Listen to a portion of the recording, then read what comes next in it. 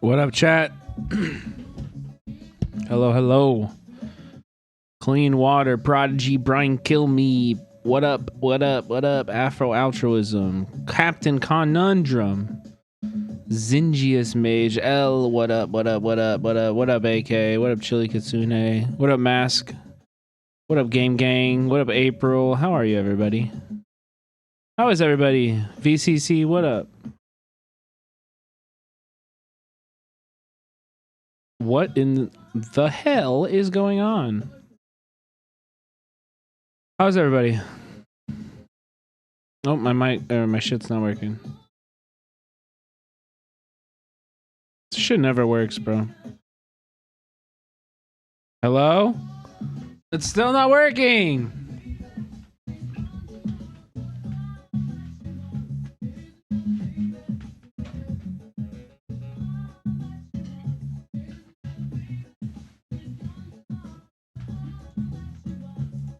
Okay. There I am. What is up? What's going on, everybody? How are you? How are you? Been organizing? Feels good, man? Fuck yeah, dude. Good for you. That's what I want to hear, man. That's the kind of shit I want to hear, dude. How is everybody? Wow, we had a crazy day today. That's for damn sure. Hey, I was listening to that too. Well, now you can hear me too. And it's still on, so chill out, bro. Chill out. Well, today we got a good little video or a good little stream for you. We're gonna do some reading. You know, reading is good. Reading is important. Sorry, that's for later. I didn't expect to hear this song on this channel. It's because yesterday we were talking about the Kamala campaign and how she didn't play this song. Comma la la la. We were making a joke, so I wanted to play that. I wanted to play that. Yeah, how has been working with RCAL? I'm actually really interested to hear about that. I want everybody who joins a socialist org to like report back here and tell me about it, and you know, get advice and stuff like that. Hey, just chilling. We got our rescue kitten 8 years ago to the day. He's still with us. Oh, that's sweet. I don't know if we're gonna take this. I don't know. I don't think we're gonna keep this one. I've already reached out to a bunch of rescues, but he is with us tonight. Becca will bring him in soon, I'm sure. Yeah, I can talk about. I'll talk about it later, I think. But yeah, basically I'll just talk about it now. Whatever. I mean, essentially, what had happened was. So I'm like returning a bunch of shit to Amazon's because like I do this every Halloween. I order a costume on Amazon and then return it immediately after. So I'm doing my Halloween Amazon returns from the lending library of Jeff Bezos, you know. And I'm like dropping some shit off at Staples, and Becca stays in the car. Okay, and Becca stays in the car, and I come out, and Becca is out of the car, and she's like walking around the parking lot, and I was like, "What the hell's going on, dude? What's going on?" And she's like, "Okay, I think there's a cat in this car," and so there's a Prius next to us, and she's like, "I don't know if it's in the car or under the car." There's a Prius next to us, and I was like, "What?" And she said, and then like all of a sudden I hear like meow, meow, meow, and I can tell it's a fucking kitten, and I don't know how young it is. I was like, "Dude, what the fuck?" And so I started looking for it, and then we finally saw it, and it was really, really, really small. And I was like, "Dude, we're gonna get arrested." Like, look, this is what it looked like. This is what it looked like. We were literally just like on the ground. Here, let's do it. We were literally on the ground next to this fucking, like under this Prius trying to find this cat.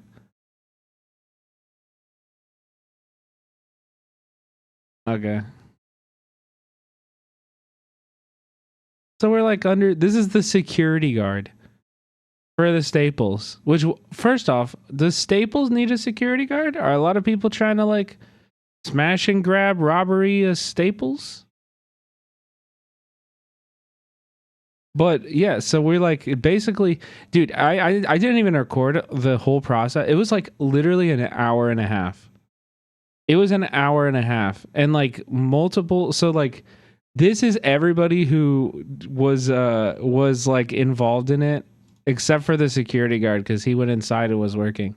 But basically, these. So this woman on the right, it was her car, and then these two people were just like came and like decided to help. So these were like, these three Korean people in Koreatown.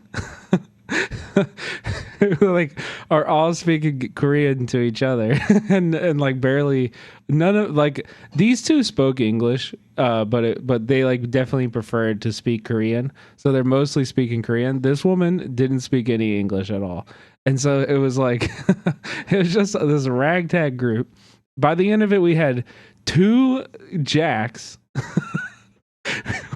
we had two jacks on each side of the car, like lifting the car up so that we could get underneath it and like get the cat out. It took literally an hour and a half to get this fucking cat out, and then we got him out finally. And we were like, well, I guess we'll take him home. We have nothing else. Like, whatever, we'll be fine. We have a dog and a cat, but I know they're really chill, and I'm not worried about that. Where was the cat up in? So at first he was like back in the rear wheel cell, or like the wheel like I don't know area, and like Becca reached in and like grabbed him and took him out, and then dropped him somehow, and then so he ran up and then got into underneath the engine block, and that was like fucking awful because it was just like the engine block was so hard to get into, like it was impossible. It was so like we were all under the car trying to get him and stuff. It was just terrible. But then we got him out. We got him out. And he's so dirty. He's a little fucking flea bag, dude. He's got so many fleas. Like we have a flea comb, and I've already spent like 45 minutes with him tonight, just like combing him to try to get the fleas off. Because he has so many fleas, and he was so dirty.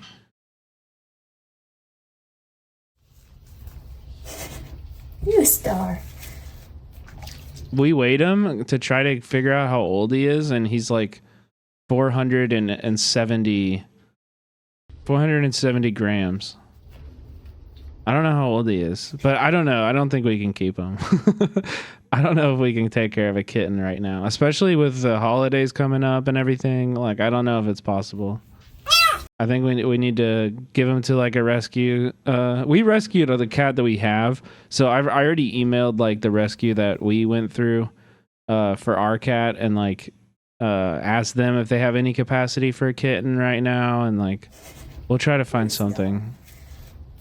Also, if you live in LA and you want to rescue a kitten, if you want to adopt a kitten, please actually let me know. Like, he's a little cutie. I'll bring him out. We'll bring him out later. We'll bring him out later. I have two already. Well, yeah. I don't know. Maybe mommy and daddy. That would be nice. That could be a little family. Think about it. I don't know. Maybe we'll. Becca and I literally haven't even discussed that yet. We haven't even gotten to the part where we talk about if we want to maybe keep him or not. So, I don't think I really don't know if it's possible. But he's cute. He or she is cute. I think it's a she, actually. The Korean couple might adopt her. Oh, that would be so cute. Oh, that would be so cute. Yeah, we got their numbers and stuff, and we're updating them on it. Because by the end of it, everybody was so invested, dude. Wait, like, this picture, bro, like, none of us knew each other at all. And it was just, like, a bunch, like, Becca and I, and then they were a couple, and then the woman whose car it was. And I was like, is she just gonna drive off? Like, it took way too fucking long. Yeah, it was really cute. It was super, super cute, dude. It was actually exactly what I needed. It was truly exactly what I needed today. Even though I still low key feel like shit. I think like the stress of the past 3 days like finally hit me physically today, and so I just have had like a headache and my stomach's been. I just have felt like generally like shit all day today. I think it's just like the anger, emotions, like it's a bad vibes like taking me down, making my body suffer. Anybody else feeling that? Is that just me? Yep. Yeah. Oh, this. Hello. Hello. Deliver me my nicotine, please. I need it faster. Anyway, other than that, yeah, we've been chilling. I wanted to read today, but I didn't get time. I did make time to play some Deadlock, but so maybe that had something to do with it. But yeah, we got a kitten. We've been dealing with that. I had to run and grab like kitten milk replacement because you can't just give them like cow milk. You got to give them like a special kind of milk that comes in a can. Luna has a new kitten. Aw, that's so cute.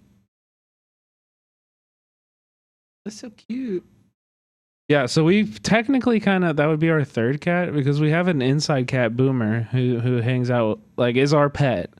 And then there's another cat that basically the neighbors have all adopted and like it lives on our porch. And he's the sweetest guy. She's so sweet. She's this little black cat. She's fixed. She's a stray though. She's like just outdoor stray. And enter a message. No. What the fuck is this? No, stream elements. I won't enter a message. Yeah, so that would be our third with the other two. A message. Yeah, right? What the fuck is your problem, dude? You're on thin ice, brother. See if I can fix it. Enter a message. Yeah, why does it say that? Wait, what? I had a thing. Hold on.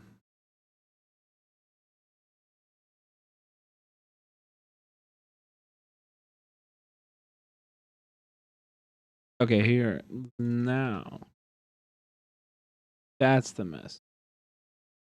That's the message. Here's the message. I'll tell you. I just added a new. It'll spam this like every hour.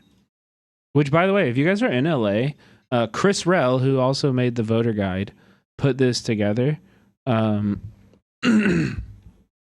LA leftist organizations. So if you're in LA and you're looking to join some organizations, whether they be like larger socialist organizations or more issue focused organizations, mutual aid organizations, harm reduction organizations, environmental justice, Palestinian liberation, political education. Like, dude, this is such a great document. And full of a bunch of really, wait, I literally didn't know this. I'm finding this out for the first time. Oh my God. I'm literally finding this out for the first time. Films for Gaza is on here, dude. What the fuck? I actually did not even know this. I just noticed this. Films for Gaza is on here. That's fucking sick, dude. Wow, that actually that low key is choking me up a little bit. I'm having a moment about this right now. Wow. Okay, well, we need to move on. We need to move on. I did not see that earlier, but yeah, it's an incredible list. I'm honored to be on it, honestly.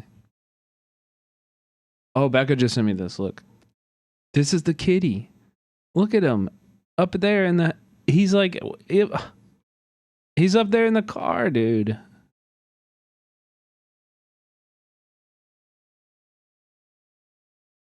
Look at him. It's probably so cold. I think he was. It's LA, so it wasn't that cold. He was chilling. Yeah, dude. This was such a I felt like I was having like a random occurrence. Yeah, he was under there. She drove with him there for sure. 100%. But you know, like in RuneScape, whenever like if you're just playing, sometimes you just get like a random thing will happen. You'll get like a guy, yeah, like he'll just like grab you, a thing will just like grab you and take you to you know what I mean? I felt like that. Do they still do that in RuneScape, Prodigy?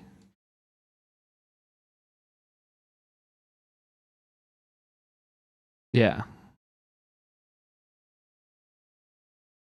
Random event generator. Exactly. Yeah.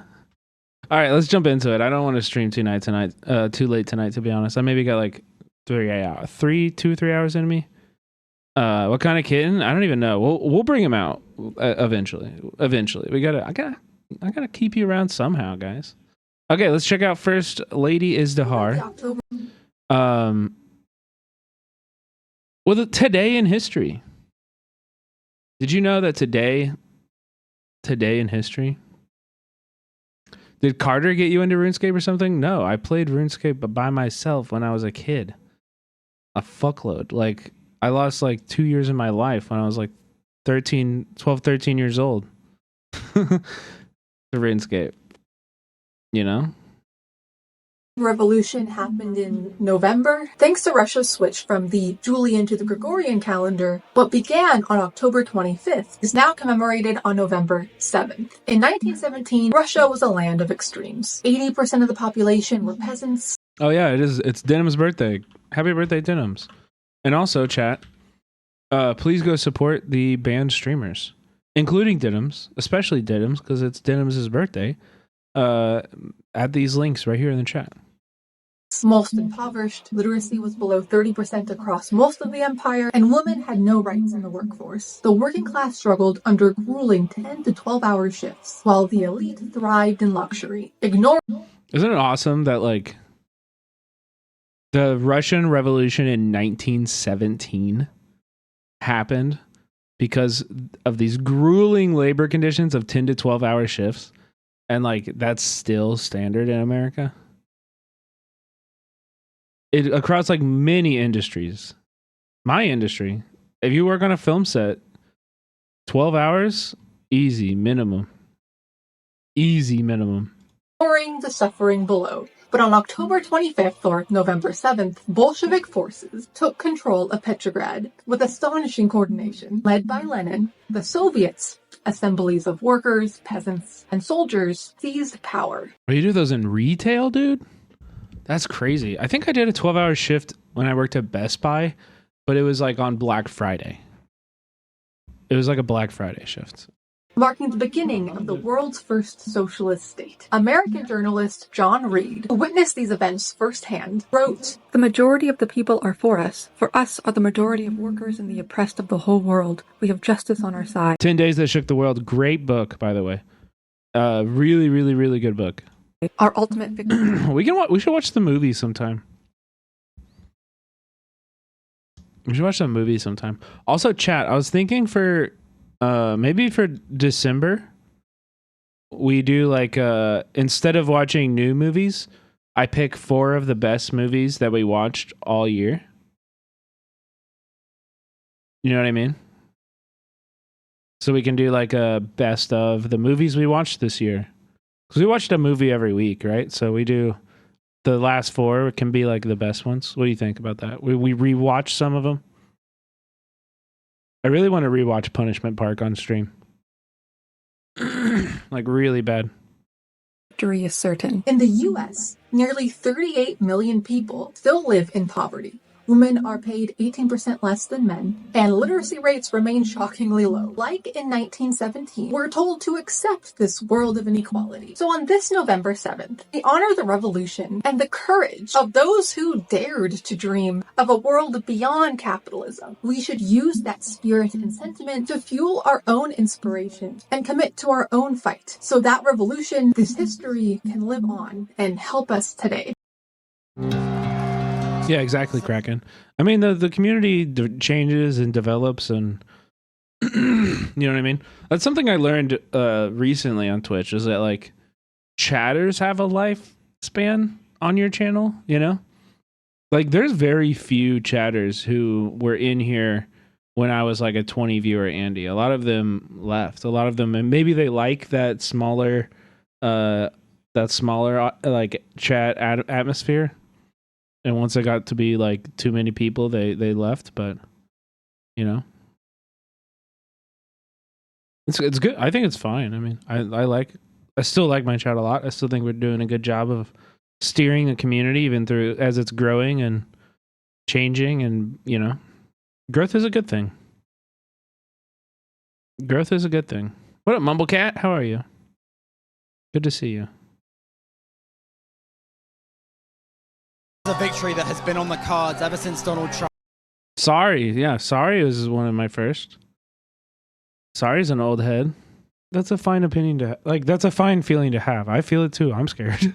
I'm scared too. However, don't let that fear paralyze you. That's the only thing, and we have to be conscious of like the way that our emotions are affecting us and how they're, you know, affecting our behavior, because like we have no time. We have no time to be scared. We have no time to be to doom scroll. Like we gotta work. We gotta get to work. I'm sorry. Like, you know what I mean? I don't know, man.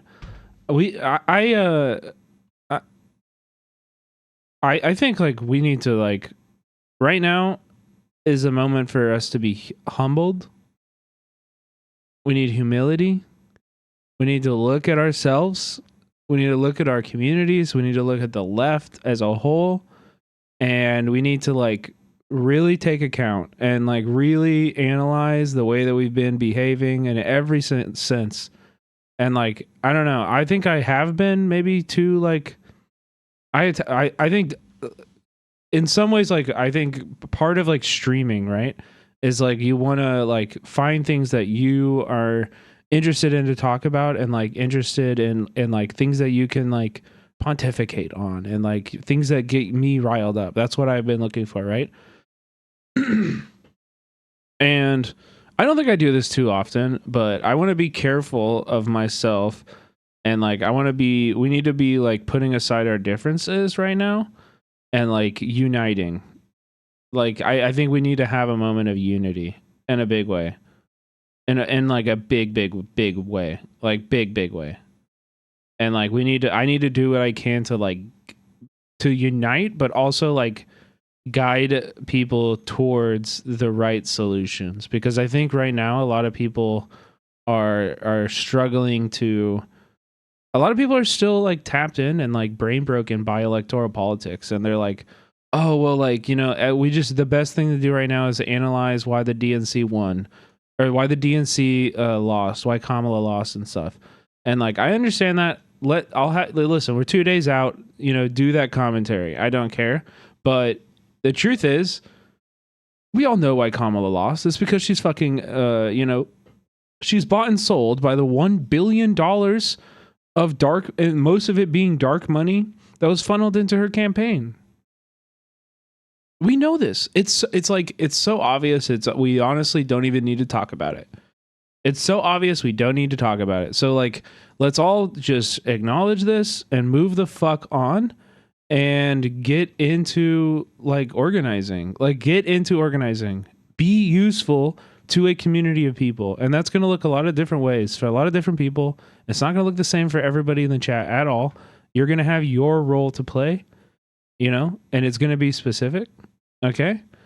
So just be flexible and figure out what role you can play, and that requires like imagination. That requires meeting people and getting mentored, and, you know, like organizing with other people, right? And like figuring out what is needed and shit. But we're going to talk more about specifics of like how to organize and like what to organize towards tonight too. I've got 2 articles that I read today that I really liked. And then a longer one about electoralism in general. I became an anarchist while working for the Democratic Party. So we're going to be doing a little bit of reading tonight. All right, we'll do it after this video probably. It's abortion is one of those things. Redo it. Okay, I will. Abortion is one of those things where it's like, yeah, it's something you don't have to think about until it is your entire life. You know, like, yeah, you can ignore that it exists and that women require it until you can't, and then it becomes the only thing. You know, you said you were working with like an LA group. Didn't you say something like that? You were like,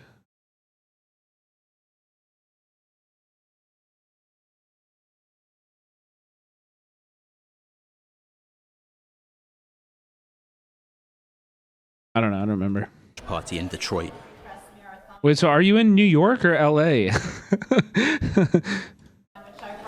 Prodigy, he's pointing out that New Jersey and Illinois were like 9 points difference, and Arizona was like 10 points difference or something. I don't know. Iowa was like 10 points. I don't know. He's like, they're very small. He's saying that Trump almost won Illinois. And Trump almost won New Jersey. Brad, fill out this link. Do this. A bunch of people in chat are saying they did it last night and they already got reached out to. So, you know, I think even if you live in a rural area, do it anyway, because you don't know, right? You don't know. They could be like, oh, actually, I know somebody in that city who can plug you in, you know, and they can like introduce you or something like that, you know. Shit's weird. Don't assume anything. You know what I mean? Don't assume that there's not something in your town, even if it's rural or whatever, you know? Playing the idea of a second Trump. I would say still reach out to these orgs, and if you get told no and that they don't have anything for you, then move on. Move on to the next org. And if you get to the end of the orgs and that doesn't exist, well then, goddamn, it sounds like you should start an org. Sounds like you should start something on a smaller basis there, you know? And I can help you. I can talk you through how that looks too. Term. Yeah, AK, we know, dude. What is the conclusion you draw from all this? I'll tell you my conclusion. Kamala ran a fucking ass campaign that nobody liked. Like, it's obvious. Yeah, I've been saying this to you since fucking, when did you join, dude? December of last year. I've been saying Biden. It was Biden back then. I was saying they suck. They're probably going to lose. They're running a trash campaign. They're not doing shit that the American people actually need. I've been saying this. I win, AK. Wait, win. When did I say her campaign was being smart and they were winning? Literally win. Prodigy, you're in here all the time. Have I ever said this before, ever? There's a 2-week period at the start of her nomination where there was hope. I wasn't. I was not hopeful. You guys need to go back and check my coverage, because I was like, you know what? Like, I'll let you guys be hopeful, but like, I wasn't shitting on it actively. I was like, you know what? I'll watch my, you know, I'll watch my tone here. I don't want to shit on people's yum. I don't want to yuck on people's yum, but I'm going to wait until we get policy. Like, I'm going to wait until we get policy. You know, that was my take though. Muslim that are already. I think this was just a blatant rejection of woke culture mindset. That's so untrue, dude, because abortion passed in many, many states. Missouri passed a minimum wage law and a paid sick leave law. Like, progressive policies won in most of the country. Most of the country. You know, that's just not true. And also, like, what about the Kamala campaign was woke culture mindset? Like, what was their messaging that ever once, like, defended marginalized people? Like, they never talked about trans people. They never talked about climate change even. All this LGBT propaganda and DEI garbage. Bro, are you just talking about her being a black woman? Is that what you mean by the DEI garbage? Because she never fucking talked about trans people. She never talked about trans people, bro. We were listening. I was listening. Okay, you can be both. She's Jamaican and Indian. A lot of Jamaican people are black. You can be both. I'm not gonna ban you for this because I don't know. This is fucking racist, dude. What do you mean she's not black? Her dad is literally Jamaican. Jamaican people are mostly black. I don't know. I hate to break it to you. Views and ideology all in one room that don't really seem to have a huge amount of coherence. Like, AK, she lost because she ran to the right. If she was black, then why did a record number of black people vote for Trump? Dude, black people don't just vote for other black people with no other context, man. They voted for Trump because they're tired of the fucking, like, we've had that convo with AK before. He knows better. It's true. But, like, come on. Her policy was ass. She didn't offer the American people a story that explained their economic conditions at all. She didn't offer anything. She didn't offer a story or any solutions at all. You know? I'm not going to fully ban him for this, but I will time you out for a day because I don't like where this conversation is going. And I feel like you're diving into some, like, she lost the kus she ran you're diving into some, like, some, like, racist shit that I feel like makes it less comfortable for other people to be in here. Wait, all right, you get one more message. Come on. Come on.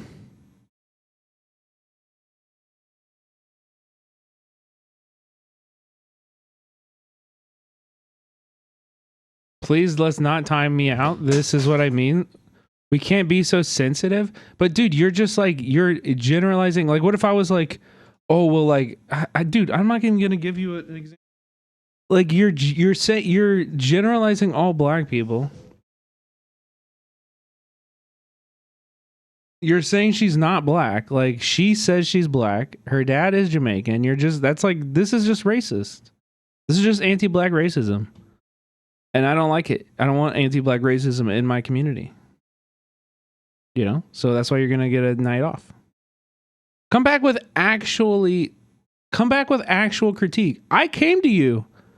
I know her career is over. Thank you, Bersilium. I came to you for genuine conversation. I approached you in good faith. I was addressing your points.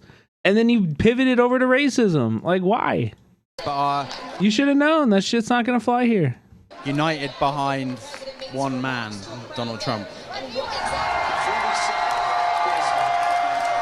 That's what you get banned for every time, AK. Show that guy without showing his dog? What the fuck are we doing? Where's baby girl? That's the dog's name, right? Groups in society have been targeted for political gain. I know, we've gone through this before. All he said in Trump's thing was just like, Trump will make America great again. Yeah. Yeah. I've told Hassan to unban because he's really good content. Wait, so is there going to be more of these or what? Like, I want to see all of this footage. I want to see all of this footage. Anywhere but Washington? Is this like a new thing the Guardian's doing?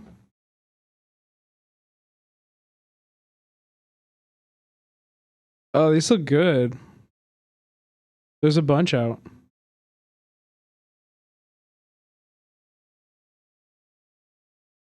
Fuck that shit, dude. Let's move on. Okay, we're gonna read this article tonight. It's by Black Rose Rosa Negra Anarchist Federation, which we read from last night also, if you recall. Oops, 1 second.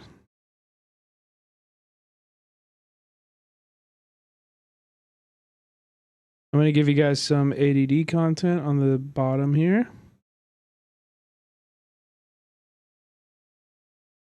And then we'll do some reading right now. I think this is all really, really important. This is Koreatown. Yeah, no, this is in LA. This is Koreatown, LA. Popular Assembly. So essentially I want to kind of put this out here, and I want to be very careful around TOS. This is something that we should not do, I guess. But, you know, I don't know. Take it as you want to, I suppose. Yeah, finger wag or something. I'm not sure. Do I have to do this? Like, I feel so ridiculous having to even like have these conversations. Like, we are talking about people being ripped from their homes and how we respond, and I have to fucking curtail how we talk about it. Anyway, I don't know. Don't do anything violent.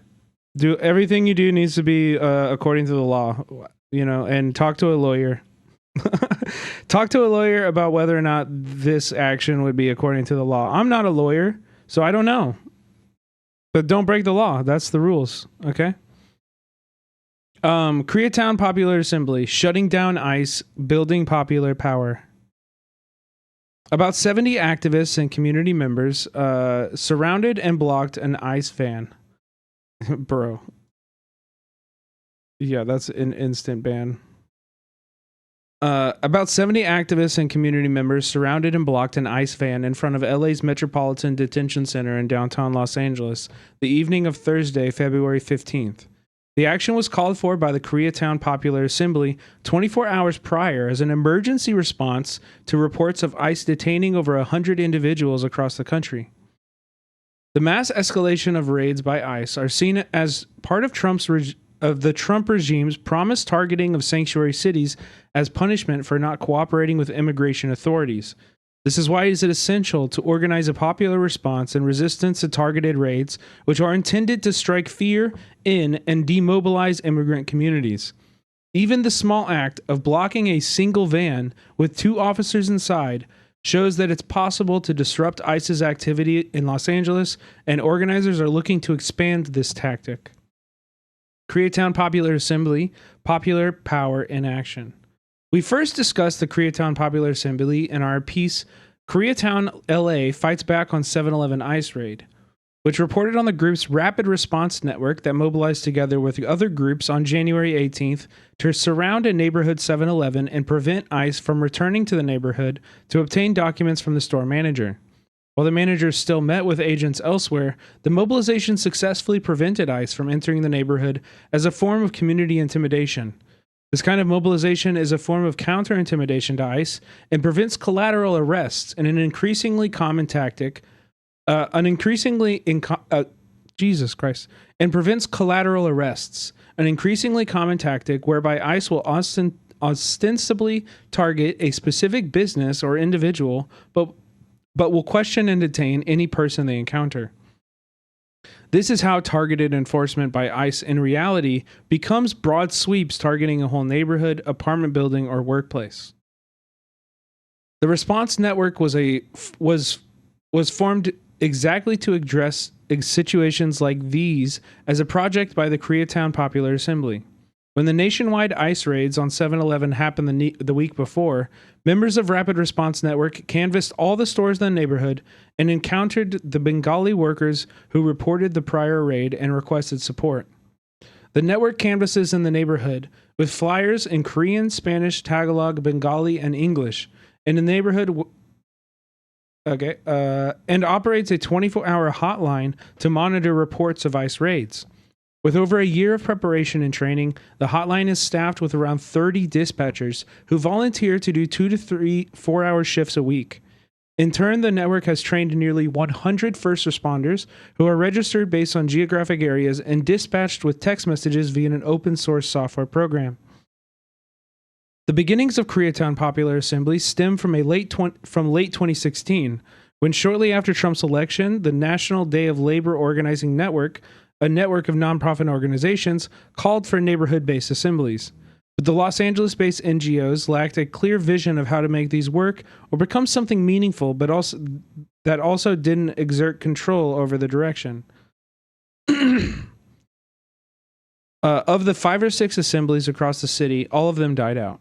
But in Koreatown, various organizers, which included members of LA Black Rose, Rosa Negra, pushed a vision of the assembly of approximately 125 community members becoming a democratic expression of the neighborhood. Through a process of several follow-up meetings, the assembly voted to prioritize the creation of the Rapid Response Network in a campaign to push for sanctuary schools. A planning committee of about 15 members was formed to meet regularly and implement the decisions. Yo, welcome in, everybody. What's up, Hasanabi heads?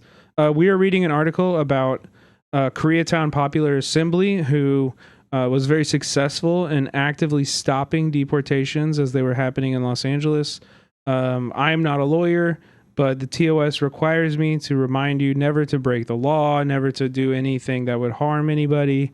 I don't know if this is against the law or not, you know, but I will say building a community and reaching out to your neighbors and having a rapid response network like this, you know, building that out and putting up signs around your neighborhood in a bunch of different languages, that, you know, give people a phone number to call if ICE is coming to their house, or if they get a warning that ICE is coming to their house from their lawyers. They can text or they can call, and you and your community members can mobilize to help prevent that. I think all of that is a very good thing to do. I think you should all be doing that. This is what organizing against fascism right now looks like. And I'm showing you a real world example of it actually happened. It actually is happening, you know? It happened already. We can build it again, but it's not inevitable. This will not happen unless you make it happen in your city, in your town, in your neighborhood. Build power. Don't look to the Democrats to save you. Don't look to Twitch streamers to save you. We ain't out there. We ain't got it like that. You got to save yourself. Also, I put this ADD stuff, but it didn't even play it. God damn it. All right, where were we? A planning committee of about 15 members was formed to meet regularly and implement the decisions. It is significant that these actions are not the efforts of standalone activists or NGO-directed staff, but a result of discussion, debate, and decision-making by a base of everyday people, choosing the priorities based on their immediate reality and needs. The Koreatown Popular Assembly is still small and embryonic, but it stands out as an example of how radicals can move beyond isolated projects and work to build power from below. And they say, for more information about our perspectives on fighting against Trump's white supremacist immigration policy, see our statement after DACA, which we will also be reading right here, right now. This is from September 10th, 2017. Okay, so this is almost 7 years ago, as Trump was first coming into power, right? Or, you know, his first year as president. After DACA, winning liberation for all migrants. Written by Los Angeles, Portland, and Austin comrades. We are together in the fight to legalize all migration, to empty the deportation centers, to demilitarize and decolonize the borders, and to disband ICE. This is the same fight that existed before deferred action for childhood arrivals was enacted in 2012. This is the same fight that we were in during DACA, and that will be in after DACA. DACA has benefited hundreds of thousands of young people, but DACA has always been only a band-aid in a lifetime of wounds. In certain ways, DACA helps, but it does not heal.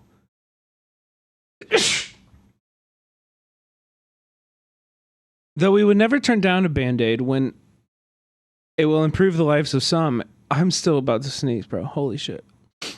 Oh. Okay, hold on. Though we would never turn down a band-aid when it will improve the lives of some, and though we will continue to resist like hell against anyone cruel enough to try to strip away hard-earned social gains such as DACA, we know that DACA is not enough. These temporary reforms are not what we fight for then or now. We're fighting for freedom, nothing less. This is the time for growth of our movement and to go on the offensive, to really express what we as working people need right now, to bring us closer to knowing and feeling our own liberated power. What we think we need now is full legalization for all, not one more deportation, an end to the militarized border and occupation of indigenous lands, the disbanding of ICE, not to mention a fundamental change in this country's imperialist economic and foreign policy that drives displacement, poverty, and migration. Ultimately, we recognize that it will take revolution to achieve all of our demands and satisfy our needs. In the next 6 months, maybe more band-aids that continue some form of DACA will be the most we will get. But we are building a movement that has its eyes fixed on freedom. A movement that won't disappear if a DACA-like program is brought back. if Trump is impeached, if a Bernie Sanders becomes president, or if a nonprofit's funding gets cut. Because when DACA came, it helped a whole lot of people who needed it, but it also left behind so many people we love and care about, and who deserved its protections as much as anyone else. So many parents and elders, so many who were too broke to pay the application fee, so many high school dropouts, so many prisoners and folks with records, so many people who just fell through the cracks. Reforms like DACA have the effect of defining a split between the good immigrant and the bad immigrant, between the immigrant who contributes and is productive and the immigrant who is a welfare abuser and lazy, between student dreamers and their parents who are the ones who dreamed of a better life for their families in the first place. But nobody needs to provide their basic worth as a human being through their service to an exploitative economic system and a racist state, or through enlisting in an imperialist military like DACA encouraged immigrants to do. Equal rights and access to the fruits of our shared society are deserved by all. Demands for immigration reform that pick some as worthy and some as not divide and leave many behind. And for the most part, the immigrant rights movement hasn't been there for those left behind. The big nonprofits focused for years on the DREAM Act, putting their energy into compromising with the Democratic Party instead of building a united and militant movement that could force change from both Obama and Trump. Now a movement is coming back to life, and it's up to us to make sure that it's a movement that fights for liberation of all, and not a movement that negotiates for partial reforms from the Democrats. It's clear that Trump's order fits with his white supremacist vision for the future of this country and the world. Black and brown undocumented immigrants are targeted, while the tens of thousands of undocumented Irish immigrants and 100,000 Canadians who overstay their visas every year can live a relatively calm life without fear and paranoia. It is very scary that a government with a white supremacist agenda has the addresses, fingerprints, and pictures of hundreds of thousands of DACA migrants. Yet the millions excluded by Trump's vision are together with us in this fight, resisting for liberation. And now is the time to build a movement that won't settle, that won't compromise, that won't divide, and that will keep marching forward no matter what band-aid reforms or cruel repressions are thrown our way. Because we know that love will not fix this situation. It will take action, mutual aid, and solidarity.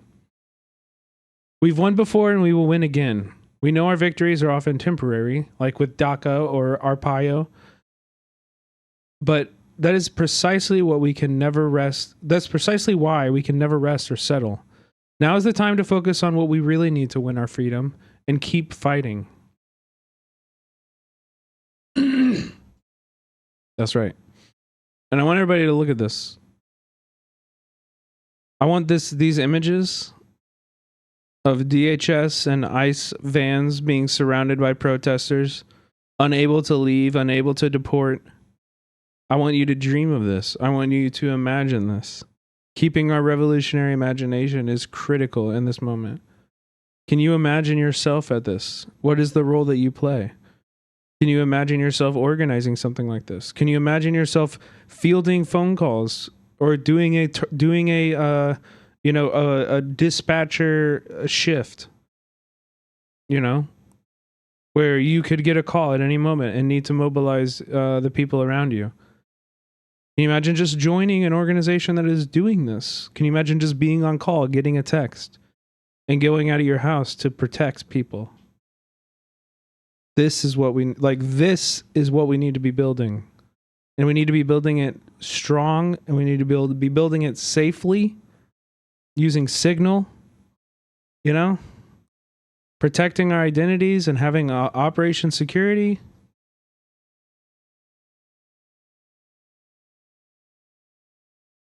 This is where our hope needs to come from, not from the Democratic Party. We'll never get that. We'll never be able to get that. The Democratic Party will never save us. Hell yeah, Newt. It sounds like they were fucking making the calls, man. You're like the fifth person tonight. You're like the fifth person tonight who said that PSL reached out to them today. Acid Burns, what the fuck? 25 gifted, dude. Thank you. Thank you, Acid Burns. That's so generous. 3 gifted a tier 1 sub to Rips with. I'm Obama. This message is so important. Thank you. Yeah. Thank you. Thank you, Acid Burns. And I really appreciate, Kids. having people who support this stream like this, because I love doing this. I love using my knowledge and my experience to like help the new generation of activists. Hopefully, Sorry with 20 gifted. Oh my god. Thank you. Oh my god. Mohoff with 5 gifted. Holy cow. You guys are killing me, dude. Thank you. That's so generous. Thank you all. I hope you're closing in on that sub mark that allows 70% cut. Thank you, gifters. We're doing pretty good. I'm not going to stress about it until like later in the month. But just for the record, just so everybody knows, gifted subs do not count towards that, unfortunately. But I still appreciate them. There's still money in my pocket. So you are helping the program to continue in a big way by gifting. And I really appreciate that. So we love our gifters. But yeah, tier 3s help so much. Tier 2 and tier 3 help. Oh my god, they help me so much. What would actually... Okay, I'll be right back. Yeah, gifted subs are super helpful because they bring people into the community and they're more likely to watch. Like Mohoff just got Chrysanthemum, which is another streamer that I know, and a lot of people will be like, "Oh, I got a gifted. I'll check out that stream." Happen if Donald Trump becomes U.S. And yeah, people are way more likely to then sub after if they've been gifted. So it really helps. Thank you. The hype train is working right now. If you guys want to keep it going, I'll be right back. I'm just gonna grab some food and the drinks. Sure, thank you.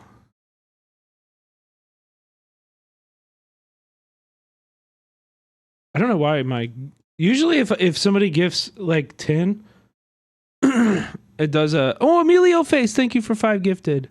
Thank you. as president again. We will clean out all of the corrupt actors in our national security and intelligence apparatus. We've gone through his manifesto and his party's election program.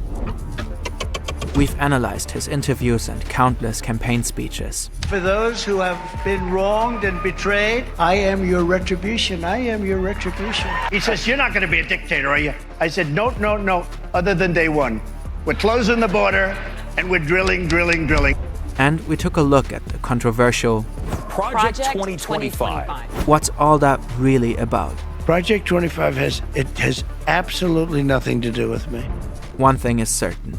If Trump wins on November 5th and follows through on what he's promised, the United States of America would change.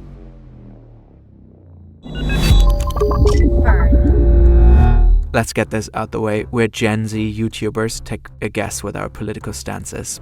And as Europeans, we are naturally arrogant, the worst, and have a vested interest. As in, we are very much afraid of Putin and didn't invest enough money into our militaries. On a serious note, we dislike when quotes are taken out of context. So in this video, every quote will have a source in the lower left corner. In general, all our sources are in the description, so you can check our claims for yourself. And no, this video will not deal with Kamala Harris. We linked a series of... Oh my god! Below. Oh my god, you guys didn't freaking stop, dude. Mohoff gifted 5. Cheesy Bread gifted 20. Adokiri gifted another 10. We got 100 bits from Kraken. Holy camole. Level fucking 11 hype train. Bolt Chlor out here still sniping. Careful. Careful, if you're unsubbed, you better sub quick. You're gonna get sniped. What up, Paul Wall? 246. Wow. You mean the dog whistle? You're doing a dog whistle, dude. No, I'm just kidding. Die Happy Music with the 5 gifted. Thank you guys so much. Thank you guys so freaking much. This is so generous. Art is War. Thank you so much for the Prime. Love that. Thank you guys. Ben. You are on fire? Where? No, I'm just kidding.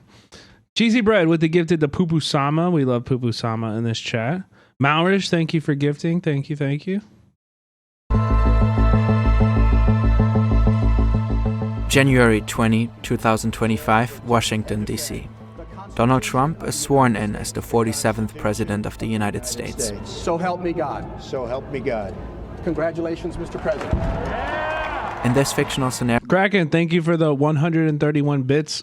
Two. the Republicans have won a majority in both houses of Congress. On the same day, Trump and his team get to work.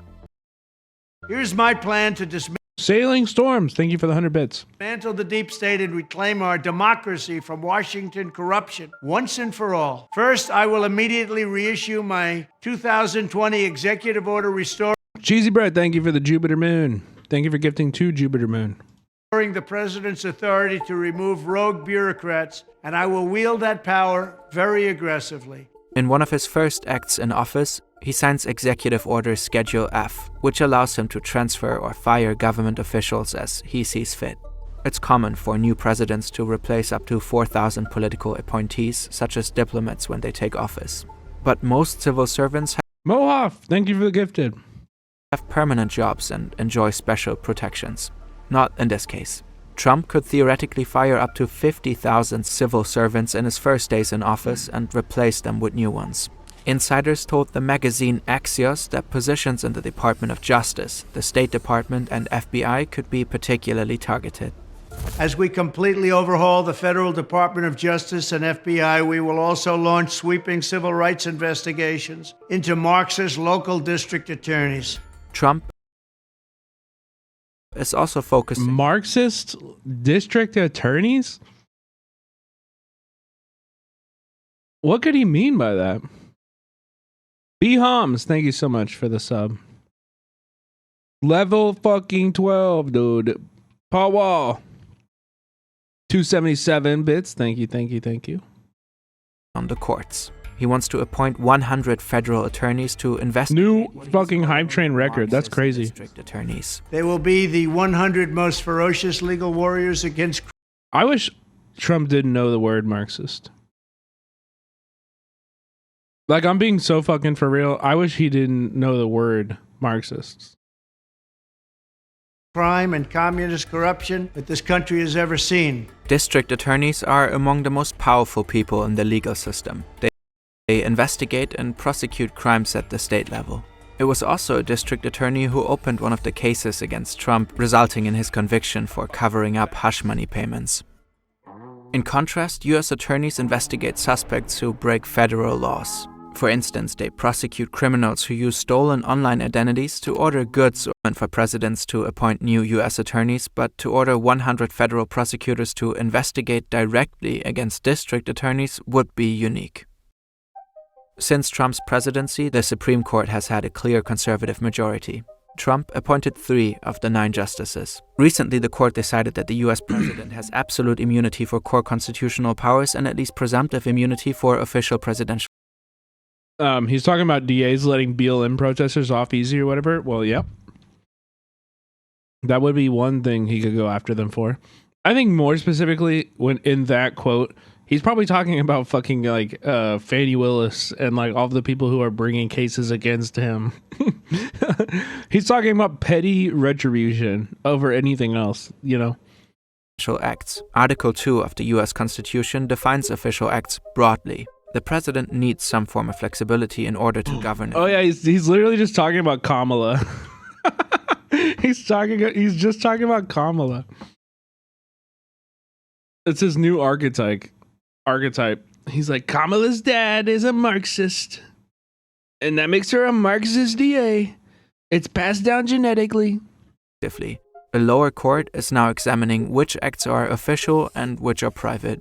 One of the 3 justices announced by the Democrats criticized that this decision would allow the president to act like a king above the law. After taking office, Trump could try to end all ongoing investigations against him. And he could initiate investigations against his political opponents, as he has already announced several times. Trump also has a clear focus on law and order. In cities where there has been a complete. I wish her dad was a Marxist. Wait, what? Isn't he? Wasn't her dad like a Gramscian like scholar? Yeah, I'm not tripping about this. Yeah, he was. Donald J. Harris. He's an Economist.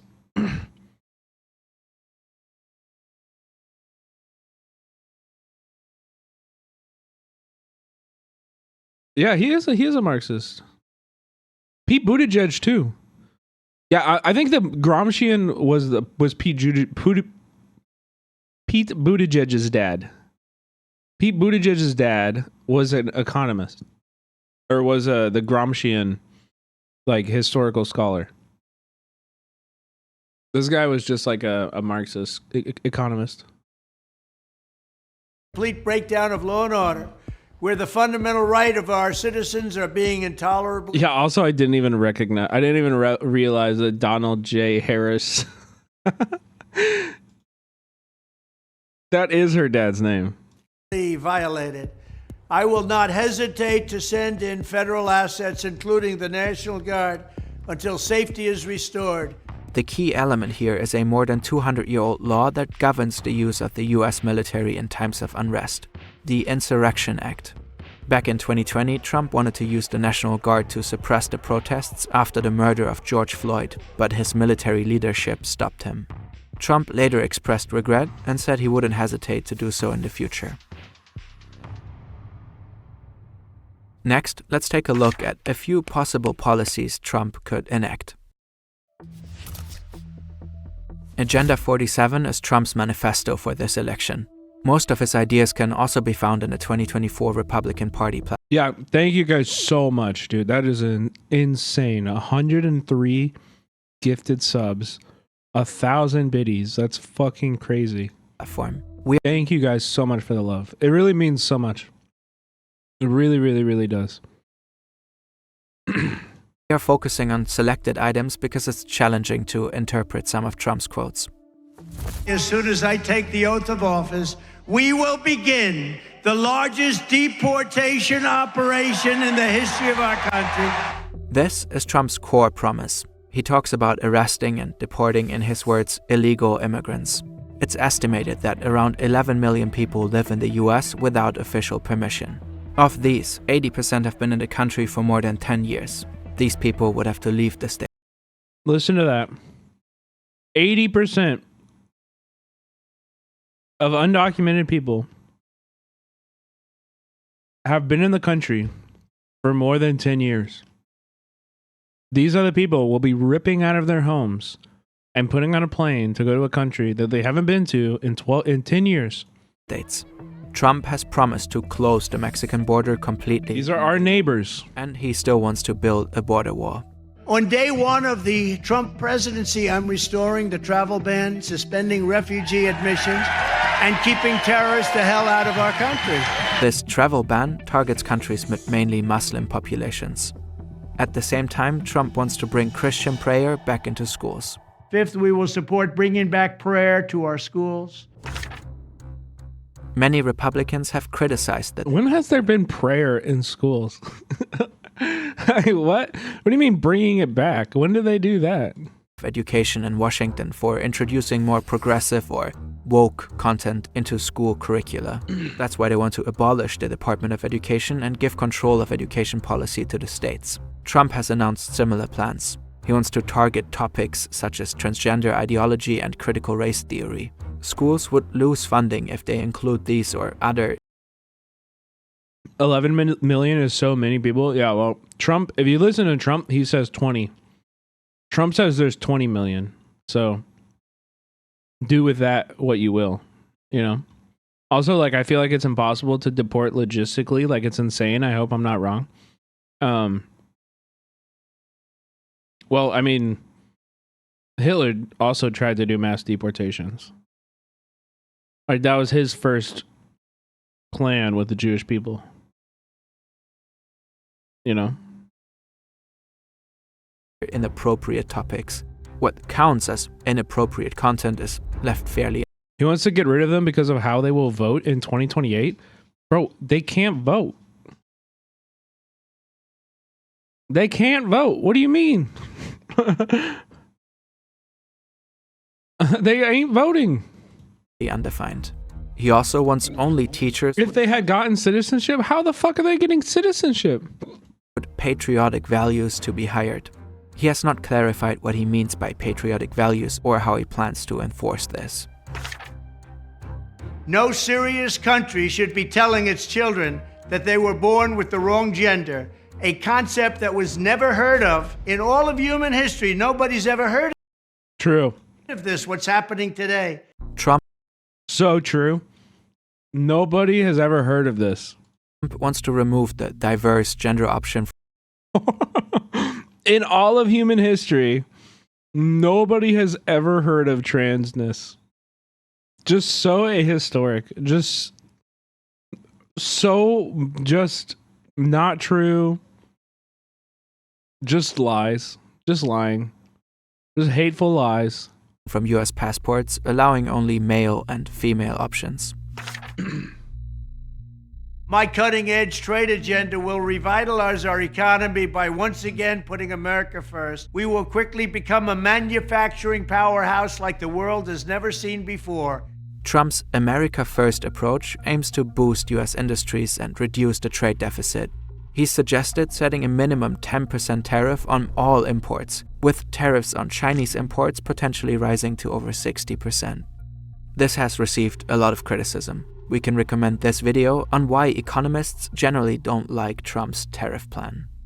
60 Nobel laureates in economics have published an open letter warning that Trump's proposed economic policies could destabilize the US economy and lead to inflation, unless spending is drastically cut. Some economists argue that his promised deep cuts in non-defense spending are unlikely, and that he failed to implement them in his first term.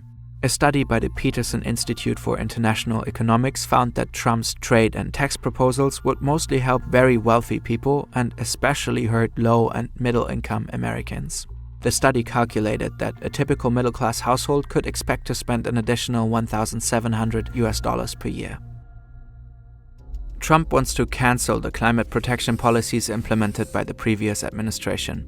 Instead of investing in green energy, he wants to go all in on fossil fuels. Under Trump, the US would once again withdraw from the Paris Climate Agreement. Oh my God. If I were president, the Russia-Ukraine war would never have happened, never in a million years. But even now, if I were president, I'd be able to negotiate an end to this horrible and rapidly escalating war within 24 Dims, relax. Trump will not actually enact the tariffs because his investors will not allow it.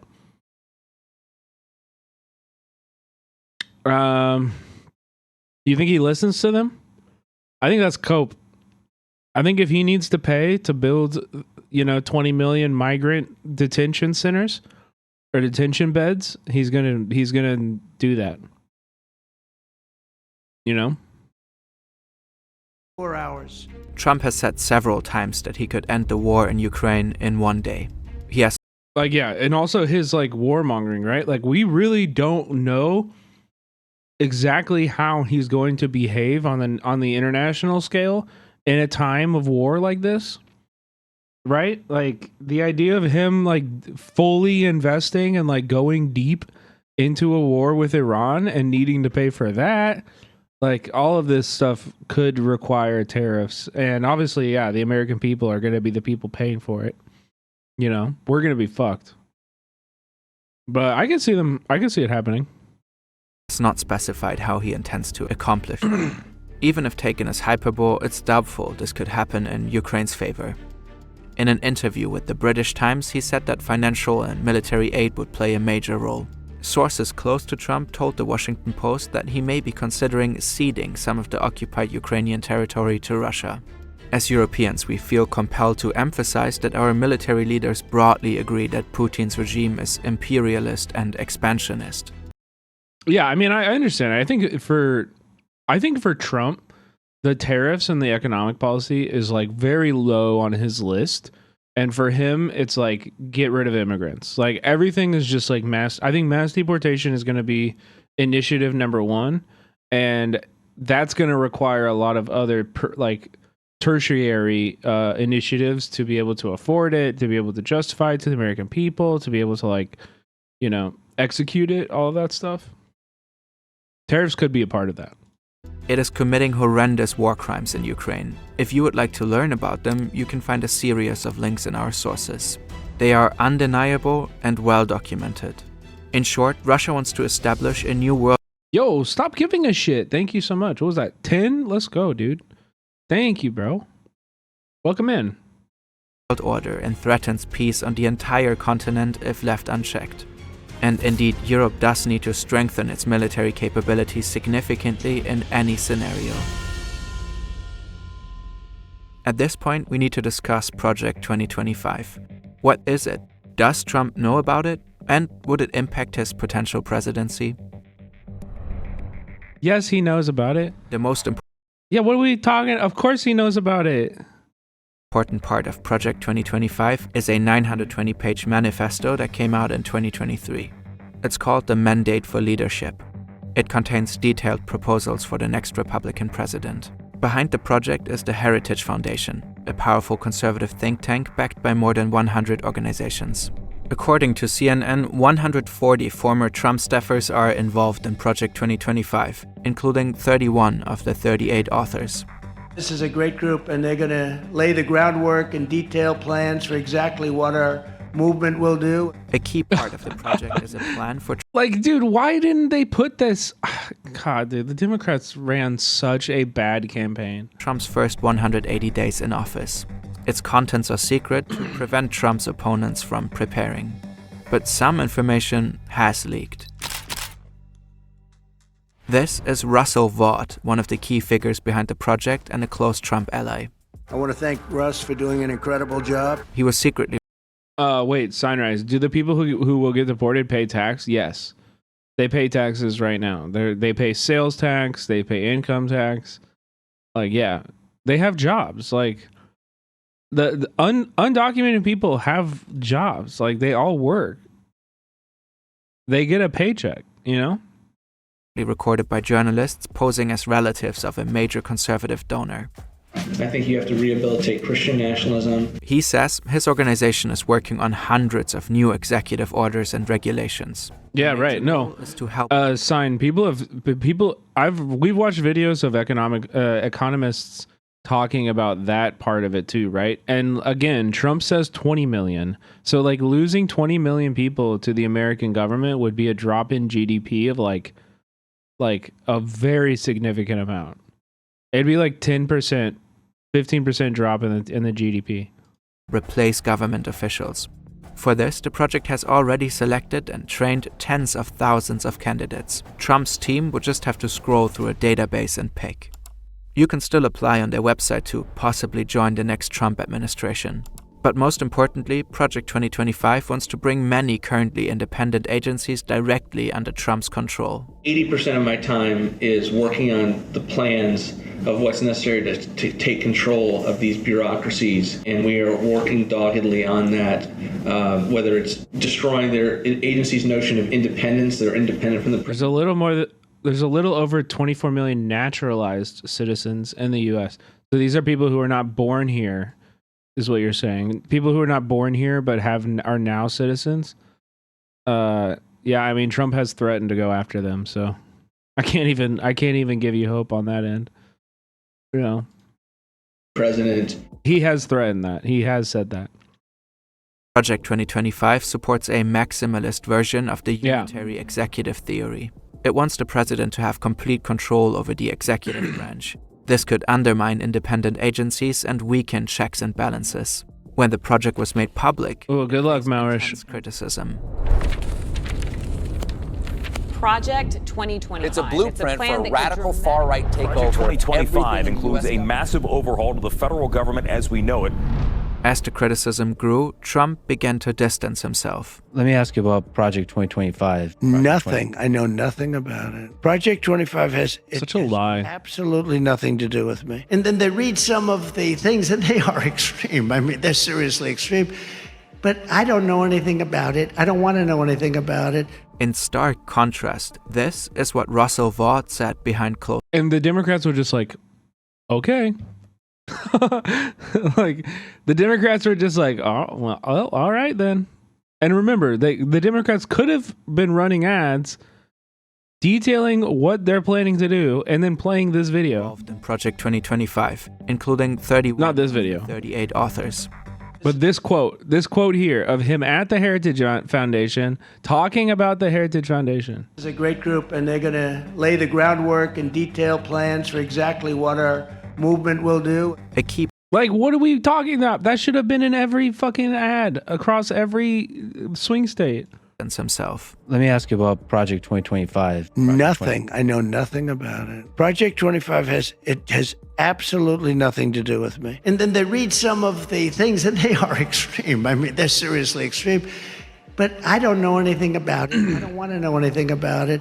In stark contrast, this is what Russell. Yeah, Kraken. Behind. And it's also like their donors are the same.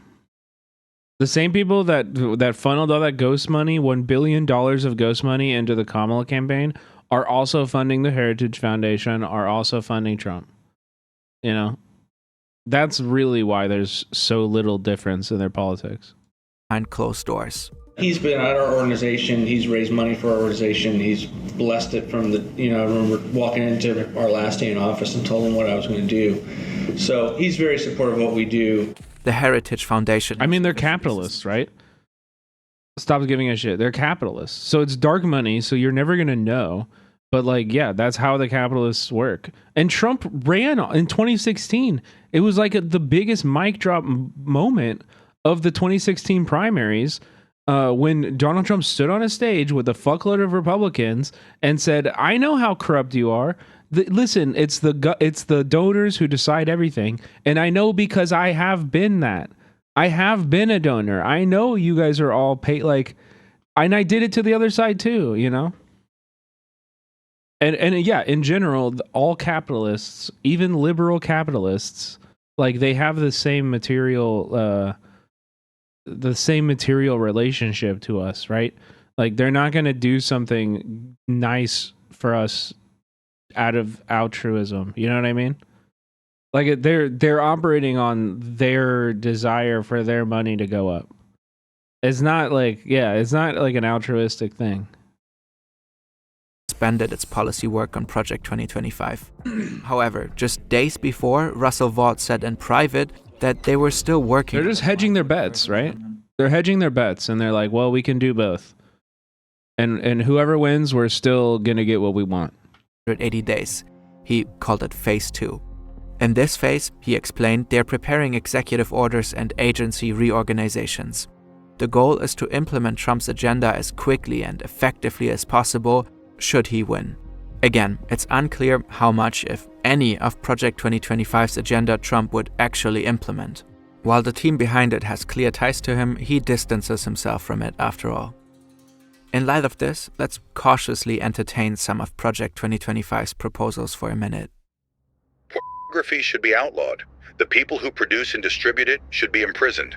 Educators and public librarians who purvey it should be classed as registered sex offenders. And telecommunications and technology firms that facilitate its spread should be shuttered. The project is pushing for the removal of transgender individuals from military service. They also want to remove existing protections against discrimination based on sexual orientation and gender identity. This could potentially disadvantage queer people in getting healthcare or housing. Access to abortion services would be severely limited. The project's proposed policies would make it illegal to ship abortion-inducing drugs across state lines. Reports suggest that medication is used in more than half of all abortions in the US. Moreover, health insurance would no longer cover the cost of the morning after pill. One last reminder, Project 2025 has... Chat. I have something important to show you. Look at this little guy.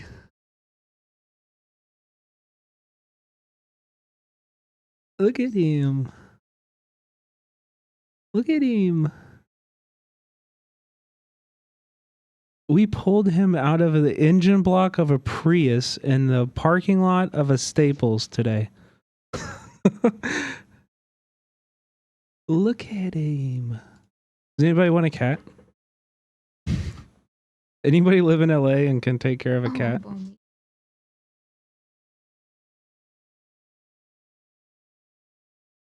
Here, for people who weren't here earlier. So we went to Staples. I had to return some shit to Amazon. Okay.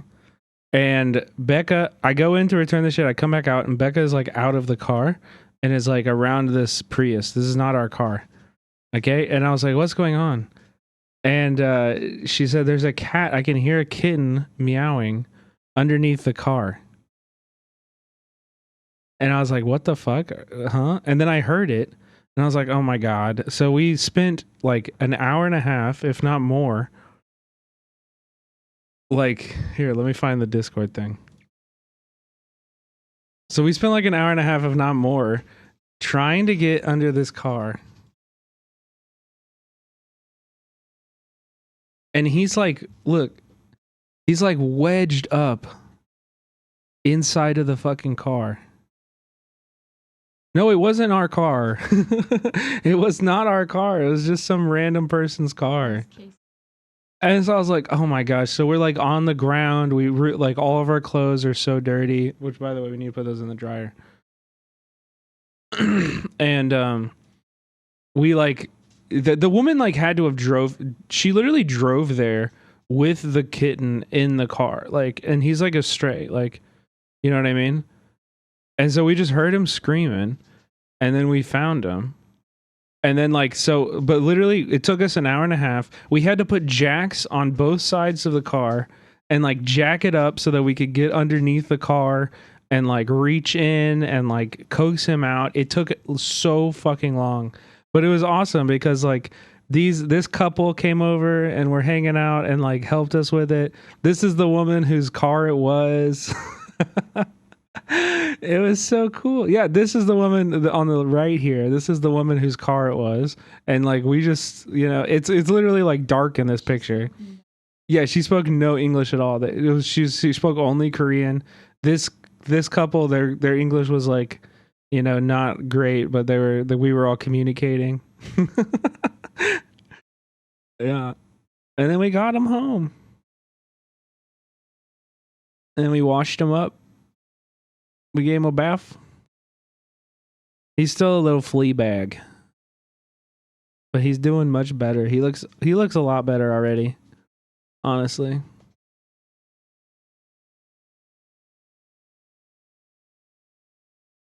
Look at him. He's drinking milk. We got some kitten milk replacement, and he's drinking it right now. He's yours now? I don't know if we can. I don't know. I don't think we can take him. I don't think we can.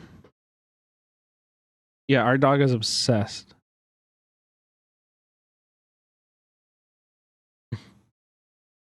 Here, let me show it to you again. He got a little milk on his face. Look at the beans. Look at the little beans. He's so adorable, dude. I don't know what to do.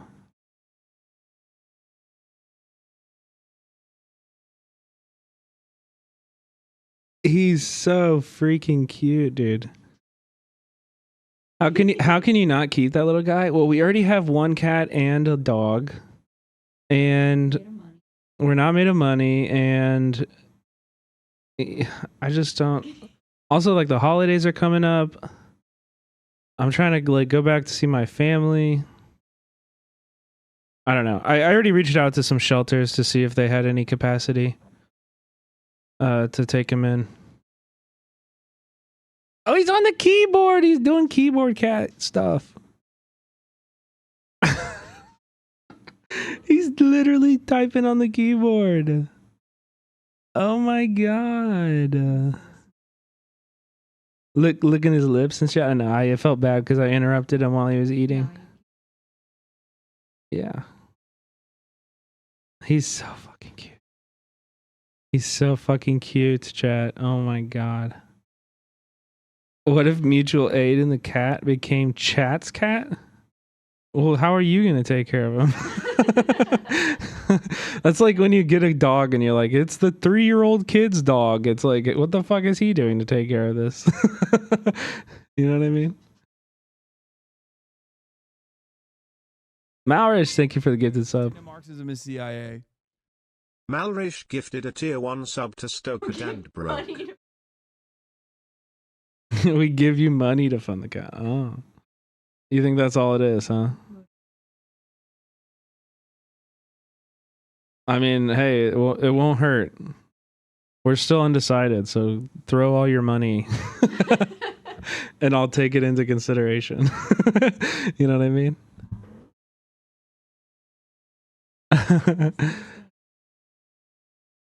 Okay, I do want to check out a little bit more from politics and talk about Trump's dismantlement of the Department of Education. I'd like to actually learn a lot more about this in the Department of Education because I really care about teachers a lot. I really, really care about teachers a lot. Teachers are like the most critical part of our society. Stop giving a shit. Thank you so much for 10 gifteds. You're second. Stop giving a shite. Is that which do you prefer? Shit or shite? Yeah, every sub I'll show you the kitty. I'll show you the kitty. Rehash, thank you for 5 gifted. Oh my god. Look at his belly. I think it's a she. But yeah, she's so fleeful. She's freaking scrappy little boy. Needs a scrub. We scrubbed him so much. We freaking scrubbed him so much. It's crazy. Does it have little balls? I think it's really hard to tell if cats are boys or girls, right? I think there's enough in there. Oh my god, he's so fucking small and cute.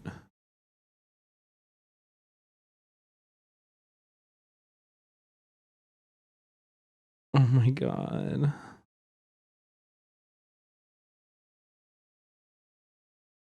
Wait, so wait, you have fleas now? Yeah, probably, honestly.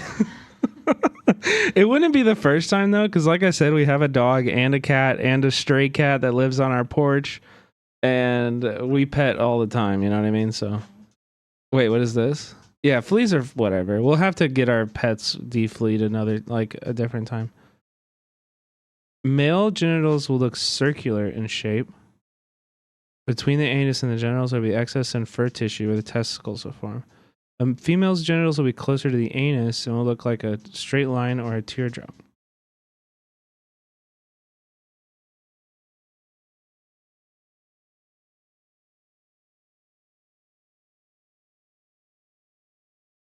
I can't tell.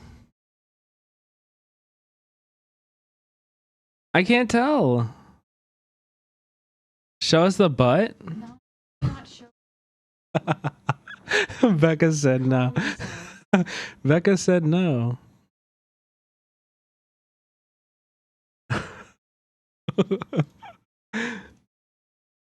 If I had to guess, I would say female.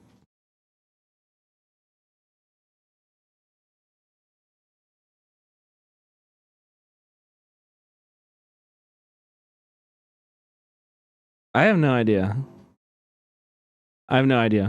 But anyway, as I was saying, we're going to get into the Department of Education and the dismantling of the Department of Education and what that would mean. I talked about a little bit about it last night, but I think that this is going to be one of the more consequential aspects of Trump's presidency is him doing like a Millier style like gutting of the federal government and just like fucking up a bunch of shit. Like, because and I also think like the Department of Education, you might think like, oh, what is that? Just our future and like the intelligence of our nation, which yeah, you might be like, that's a lot. But I also want you to consider like what that means for disabled people, what that means for, parents who are extreme poverty and like don't really have time to even raise their children. Like if there isn't a governmental force that's like doing childcare, the amount of children that will be just like left in a room somewhere and never given any attention or resources that they need is really, really, really shocking. I have people in my life that are like special education teachers, and the bleak reality that a lot of people don't really understand is that a lot of the students that those teachers are dealing with are like completely abandoned by any adult in their life and have nobody to take care of them outside of the school. It's the first time they're ever feeling love, they're ever getting like nurtured or taken care of. This is really, really, really, really important. Continuing our commitment to Read and Explain Project 2025, the far-right Christian nationalist plan for the next Republican presidency. And today we're looking at Chapter 11, which is the Department of Education. He seems so much happier already. Oh, no. Now, the first proposal in here is simple enough. This is from the first sentence of the chapter where it says, ultimately, the federal Department of Education should be eliminated. But of course, it's not so simple. The chapter goes on to outline a long list of radical action to reshape this country's education system from top to bottom. That list includes dismantle the Department of Education, end the Head Start program for young children in poverty, end the Title I funding for schools serving low-income children. Yeah, right. End Title I funding for schools serving low-income children. Like, I don't know how bad I don't know if people will ever understand how badly this is going to affect the world and how just dire this shit is going to get. Did I miss the introduction of your rescue? He's right here with me. He's right here with me. I'll show him again. This for you, Peacefire now. God, he's so stupidly cute, dude. He's so freaking ridiculous. Look at the beans. Look at the beans.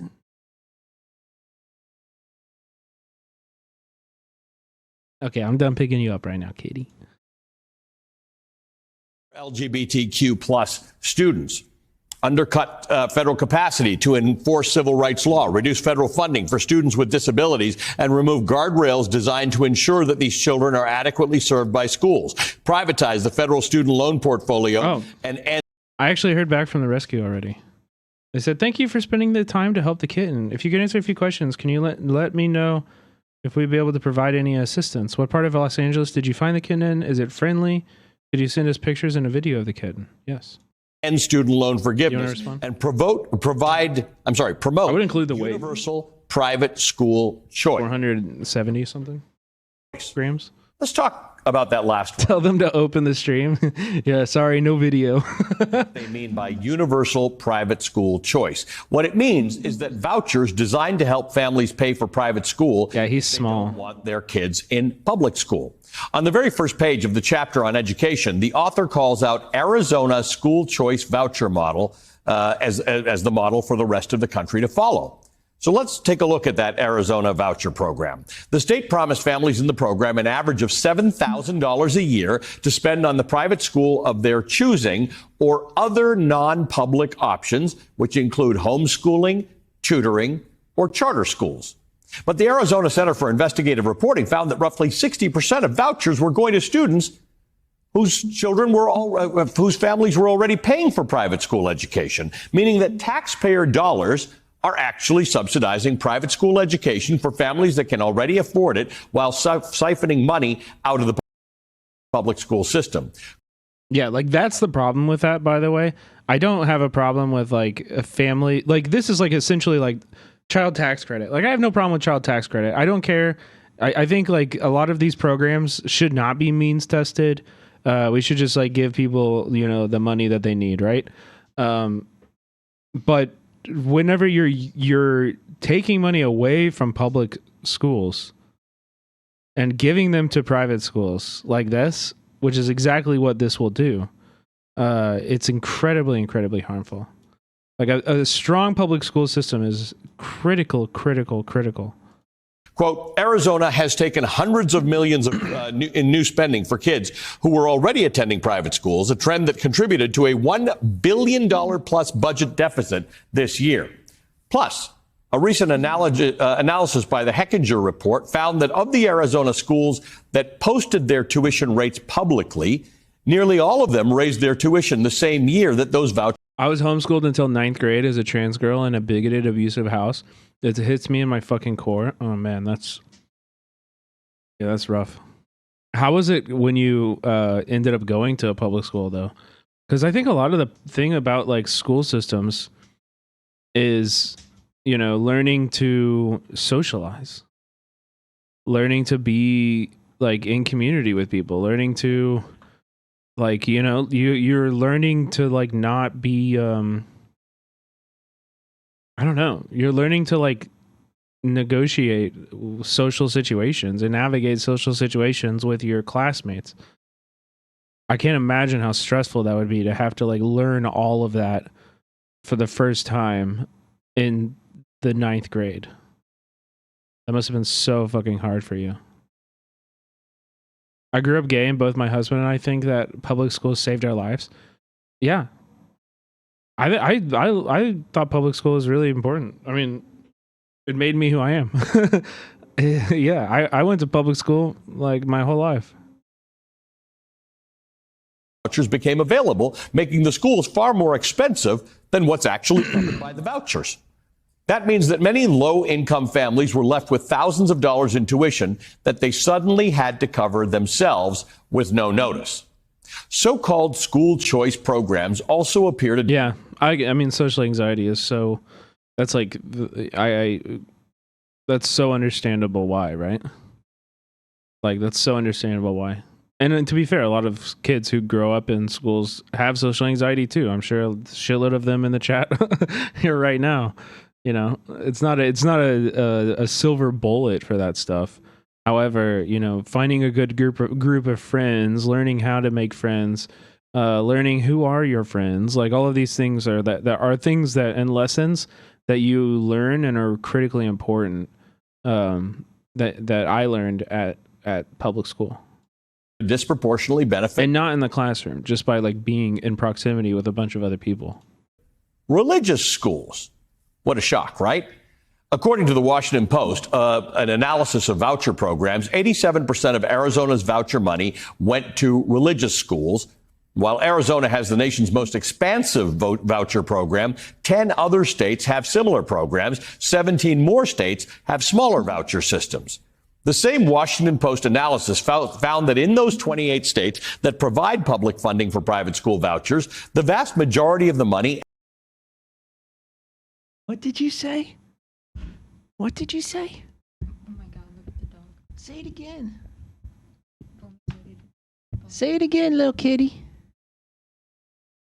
He said, meow. He said, meow. Ends up going to religious schools. What a shock. He's hissing at the dog now. Okay. Bomi, back up. Off. We're about to have a situation. Go.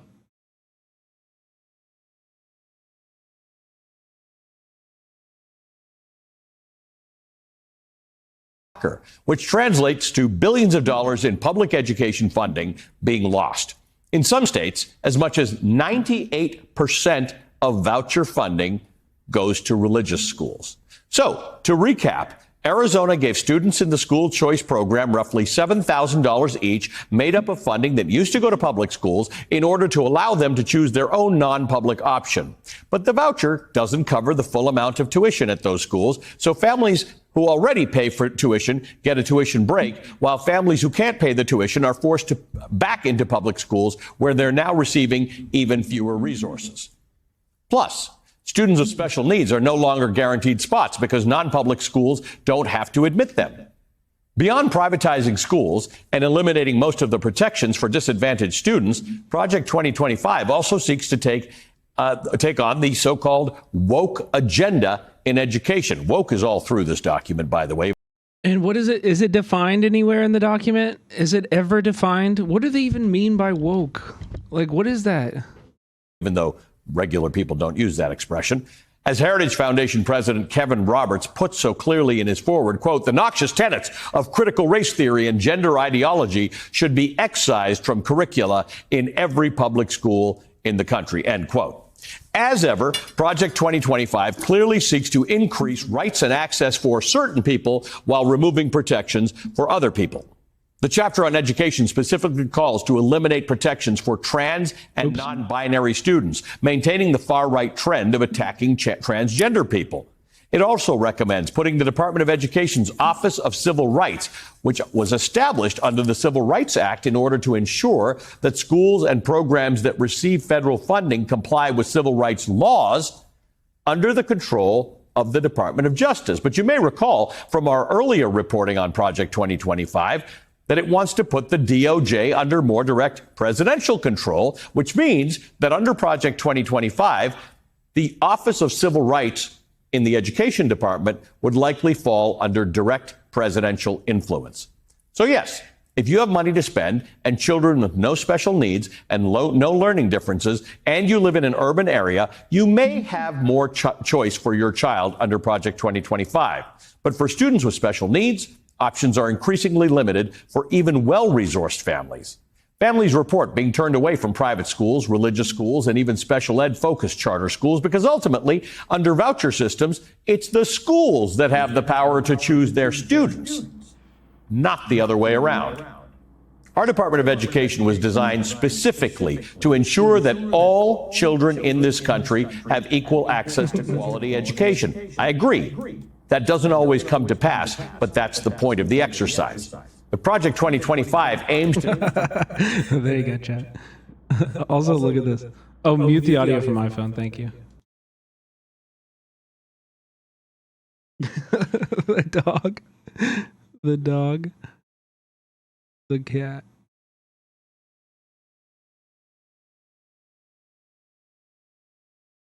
To dismantle that for what they say is the promise of freedom and choice.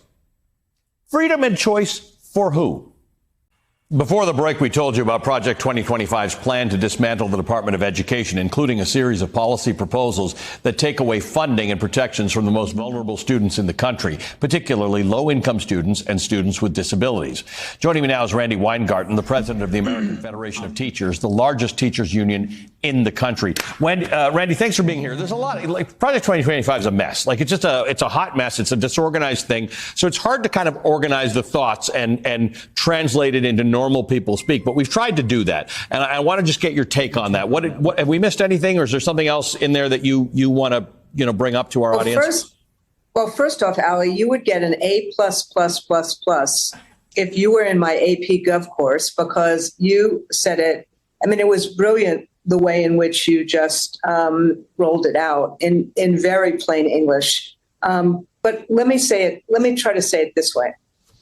You know, we live in a capitalist society, and competition and choice are, part of what's in our capitalist democracy. But we also live in a society that believes we have to educate all kids. So we have to create a ladder of opportunity for all kids. That includes kids with special needs. That includes kids who are poor, kids who are middle class, kids who are rich.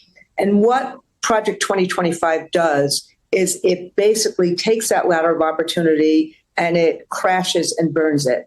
It basically says, if you are already in a family that has means, fine, you're going to have a lot of choices. Everybody else, we're defunding public schools and we're giving money to private schools or to religious schools, but private schools that then hike up the tuition. So it essentially means that only the rich can have those choices. That's essentially what it's doing. So that's what we're... Oh, sorry, I was muted, but Zen Cypher, thank you so much for the sub. I didn't realize I was muted. We're seeing in Arizona, that's what we're seeing in Iowa, that's what we're seeing in Florida and these other places. So it completely takes away and abolishes this notion of opportunity for all and of knowledge for all. So that's on the economic side. On the... Has it eaten or pooed yet? Well, it's eating right now. It's got its kitten replacement milk or whatever. Right now, it's eating. And yes, it did poop. It was really stinky. on the side about the cultural wars is even as more venal than that, because it's essentially saying we're not going to teach honest history. We're not going to teach critical thinking. We're not going to see all of our students. We're going to have a very, very, very bifurcated, binary way of saying either you are this way or you don't matter. And the third thing I would say is what it is afraid of actual real knowledge. Why would you be afraid of teaching honest history to American school children? Why would you be afraid of saying this is the good in America and this is what people like King and others have tried to change? And why would we not teach American kids all the things they need to know to actually live their lives? And why would we not allow kids to go to college even if they're poor? So it really takes away opportunity from every child who doesn't come from a rich family. You know, school choice sounds great, as you said, and we are in a capitalist society. But if you live in a place, often school systems work better in places where there's higher income, property taxes are higher, the taxes are higher, you can pay for more things. If you live in a place where you'd like your public education to be better, and you take each student who isn't going to be in the public education system, you take the public funding for them out of the system, you're simply not making that district better. You're empirically making Correct. it worse for everybody else who's left behind. And this is what happens with that, because it happens in rural areas and it happens in urban areas. If you say you have a school with 100 kids, and now all of a sudden you have 95 kids. You took that money from those 5 kids, or you did it in whatever Arizona is doing it or other ways of doing it. This is what happens. You get rid of the librarian, or you get rid of the gym teacher, or you special education teacher, or the music teacher. Yep. Arts students, or arts, music, special education, gym, like all of this shit's going to get cut. Teacher, because we're still going to have classes that have English and math. So the things that really resonate for kids, you get rid of. I taught in New York City in the 1990s during a recession. We scavenged for chalk, but this is what we tried to do. We tried to keep the AP Gov course that I'm teaching. We tried to keep the health courses that we were teaching, so we had pathways for kids to go into career tech ed or healthcare. But schools across America are making these choices all the time. That's what it means when we're talking about defunding schools. And so think about the other thing, which is what's also venal about Project 2025. They want to take the meal programs away from kids. They want to take civil rights away from kids. So how do we help kids become the middle class? How do we help kids go from struggling to striving if they take this funding away? We have to strengthen public schools. We have to do different things to meet the needs of kids, of course. But there's nothing other than a public school system that spells opportunity in America. True. That was actually a really great report, and something we're going to be following up more on. I actually want to go really deep into the Department of Education. It's really important. Tonight we're going to watch, for the last video, we're going to watch a video we've actually already seen on the channel before, but I liked it so much that I think we should watch it again. Especially in this moment. And it's a video about like being let down by our leadership, but it's also a video about heartbreak and being heartbroken politically, which I think is something a lot of us can probably identify with right now.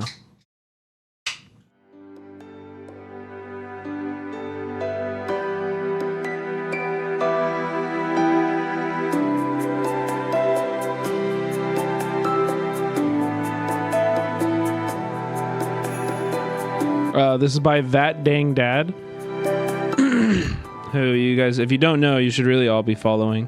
Great channel. That Dang Dad, my name is Phil, and tonight I want to talk about heartbreak, but it's probably not what you're thinking. I don't want to talk about painful breakups or lost loves or lesbian yearning or anything like that. Instead, I want to talk about political heartbreak because I'm worried that it isn't taken seriously, and I'm really worried that it's going to be a big obstacle in building a better world in the years to come. I've been thinking about this topic for a long time, particularly because I lived in Louisville, Kentucky from 2015 through 2023. For those of you who are unfamiliar with the geopolitics of Kentucky, Louisville is a tiny liberal oasis on the northwest side of an otherwise deeply red state. And when we think of what makes Kentucky, Kentucky, apart from Derby, a lot of what we're thinking about is eastern Appalachian Kentucky. That's where all the mines were. It's where the hollers and the former mining towns still are. And it's where high-speed internet and community safety nets and gainful employment and deep governmental pockets are not.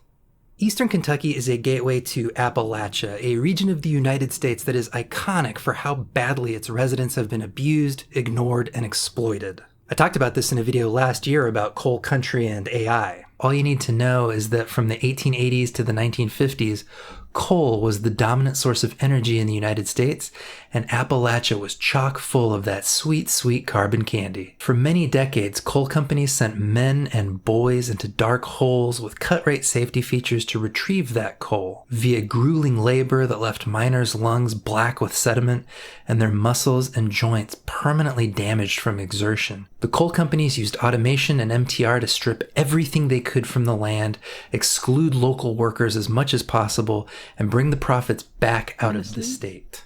In the past decade alone, over 33,000 coal mining jobs vanished from the country. And when those jobs vanished, so did all the other local businesses that supported them. And as the region slid deeper into poverty, the families were caught between Republicans lying to them and Democrats laughing at them.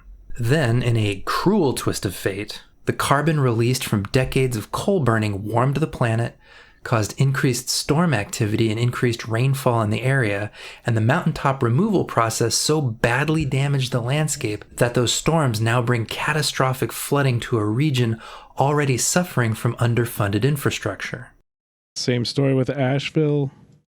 In 2022, 37 people were killed in the East Kentucky floods, and the region is not even close to being restored a year later. Many families already dangling from the edge of precarity lost what little they had. If corporate greed caused so much misery in the region, and if Republicans are the ones who traditionally protect that greed, why are Eastern Kentucky and West Virginia and Tennessee and other Appalachian regions so deeply conservative? Well, there's no one simple answer to that, of course. It's a rookie move to be like, here's the one reason a diverse population has the long-standing culture that it does. Obviously, there's a ton of factors. But tonight, I want to make the case to you that a not insignificant factor here is political heartbreak. The deep pain that comes when people in power who are supposed to have your back fuck you over instead. And I want to make the case that this goes way beyond Appalachia. For sure. Did you know that in the 2004 presidential election, West Virginia had double the number of registered Democrats compared to Republicans? Yet Bush won the state and it's been deep red ever since, despite a long, long history as a Democrat stronghold. What gives? I believe that one of the underlying factors here is that again and again, the people in charge of Appalachia treated the region and its people like a blood-soaked ATM, and no one stepped in to have their back. You and I know that greedy coal barons like Jim Justice and Joe Manchin and Chris Klein either buy off regulators or, in the case of Justice and Manchin, become politicians to protect more milk profits. But for the last 50 years of coal industry decline, the corporate vultures managing that decline have engaged in enough corruption to squeeze a little more blood from the stones, while at the same time telling voters that the government is the one killing coal to appease San Francisco liberals. They keep all the money, and they absorb none of the anger. And guess what? That anger is valid. From the perspective of a coal country miner, as jobs were drying up and communities were running out of money to pave roads and repair bridges, Obama's EPA killed off a bunch of the mining jobs that miraculously still existed. And when the workers cried out, "How am I supposed to feed my kids now?" coastal liberals shrugged and said, learn to code. National Democrats oppose new mines, they oppose the new prisons that fraudulently promise to bring jobs to the region, and they just appear to have no interest in answering what now. From the perspective of many people in Appalachia, they didn't do anything wrong, and yet they've been abandoned to fend for themselves. There's so many more factors at play, and I don't want to oversimplify either blue-collar rejection of Democrats or Appalachian history and culture. This video isn't even really about Appalachian miners. All I want to do is highlight this small aspect of the situation because I believe that it plays a larger role in politics than many people give it credit for. Because I believe that sting of betrayal, indeed that constant sting of betrayal, destroys people's ability to imagine that a better world is possible, and it completely saps the energy they might have had to work towards it. In the case of Appalachia in particular, research has shown that the more income inequality in a region, the less civic trust there will be, and the lower voter turnout will be. You and I... And this is actually the reason why I wanted to watch this video, right? Because we have to understand that the battle that we are fighting right now in this moment is not only how do we protect the people that are in our communities at risk. That's question number one. But question number two is how do we tell a story that invigorates the imagination of the American public in a way that they believe that things don't have to be this way, that things can be better in this country, and that's worth fighting for. Creating a new world is a struggle worth engaging in. You know? We're so totally lost on that right now. You know? I recognize that businesses use civics to protect their profits. But even that explanation does nothing to assuage the sting of being screwed over by the political machine. I mean, yeah, Imperial's right too. We need accountants and anyone who knows shit about finances. We need people willing to drive to get people who need to get out.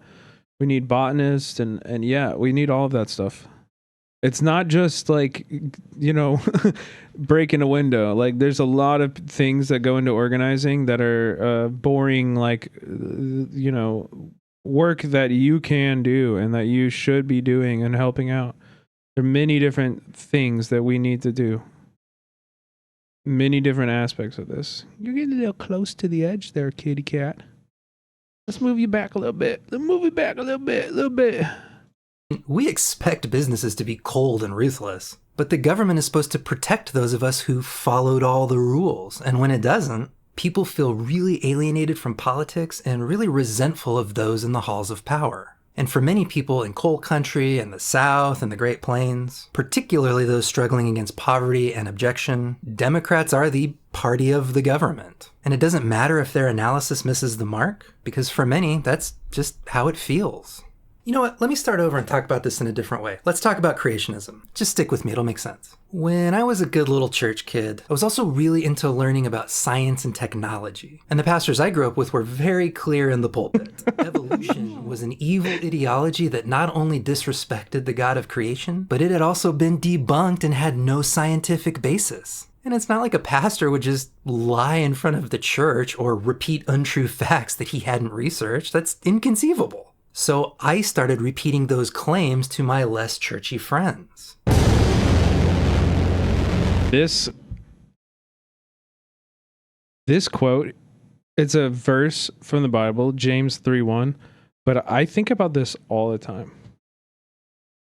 I think about this all the time in relation to my role as a community leader on Twitch, to my role as a community leader standing in front of events that I organize. Like, I have to hold myself to a much stricter standard. And I think, like, everybody who's, like, a leader needs to do this too. And he'll explain this also. But it's because when people when people are let down by leaders, especially in politics, it breaks their heart in a way that they never re-engage. And that's, to me, what was so dangerous about the left getting so deeply involved in electoralism. Because how many people volunteered for Bernie, volunteered for AOC, and then watched them capitulate to the Democratic Party that they were there and were motivated to work with that group so much to fight against? You know what I mean? Like that causes people to leave the struggle forever. Forever. Jeltsy, thank you for the sub. Gifting to Imperial based. Jeltsy gifted a tier 1 sub to Imperial_Gamer. This is their first And then gift one sub in the fateful channel. evening, I found myself on a website called Talk Origins, which boasted a giant list of creationist claims and purported to debunk each and every one of them. Well, I cracked my knuckles, I summoned up the confidence that only a 19-year-old white guy could possess, and I got ready to debunk the debunkers. There was just one little issue. They had done meticulous research, and it turns out I didn't know shit about fuck. So I sat there for hours, cross-checking references, reading snippets of science papers, even discovering Christian scientists who weren't creationists affirming this research. I, who had every reason to be maximally skeptical, could not escape the reality that my pastors had lied to me from the pulpit, and I had repeated those lies to others many times.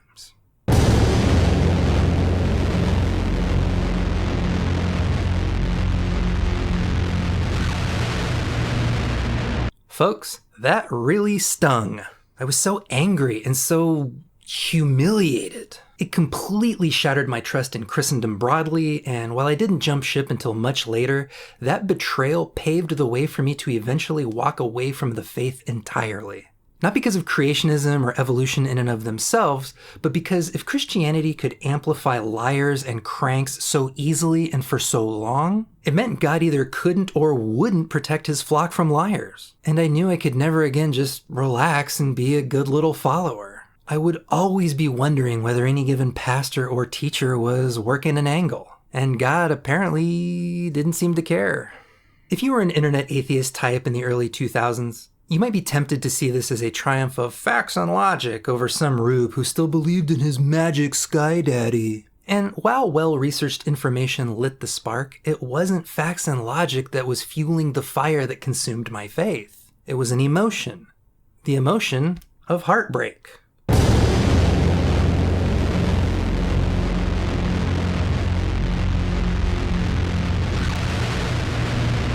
A lot of us lately have been thinking about the emotional state of, like, the entire planet. And particularly here in the United States, you'll hear a lot about the loneliness epidemic, doomerism, despair. The reason I'm focusing on heartbreak specifically is because I believe that having your heart broken is only something that can be done to you by someone you trust. And that's incredibly painful, and it leaves deep scars. And you can only break a heart a few times before you lose out on that relationship forever.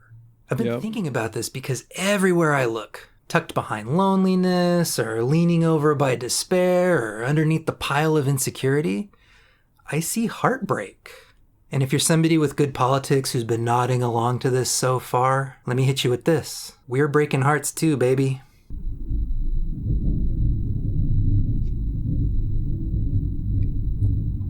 I miss rainstorms. We don't get this channel in LA. Like, whatever your opinion is about people who are still COVID cautious or still talking a lot about long COVID, understand that a large chunk of the disabled community tried to organize with abled allies over the last 4 years. And not only were they not even accommodated, many were ignored, mocked, and summarily excluded. I personally know disabled activists who no longer trust their should-be comrades and who will no longer organize with them. Folks, if bleeding heart commie pinkos are teaching people on the margins that they aren't welcome, that's not good. We only survive together, and we need to make sure that the most vulnerable have a seat at the table, and preferably front and center. From another angle, and not to... That means wear masks. Also, chat. You should be wearing a mask in activist spaces. Open up any old wounds. But like, once a month, a prominent lefty with a platform gets caught being a sex pest. It's one thing when it's just some rando being a creep, but it's quite another when somebody says one thing from the YouTube pulpit and then uses that platform to harm people in the audience. That breaks hearts. That alienates people and it kills communities. And when a community dies, some of the people who are a part of it will decide never to get involved again.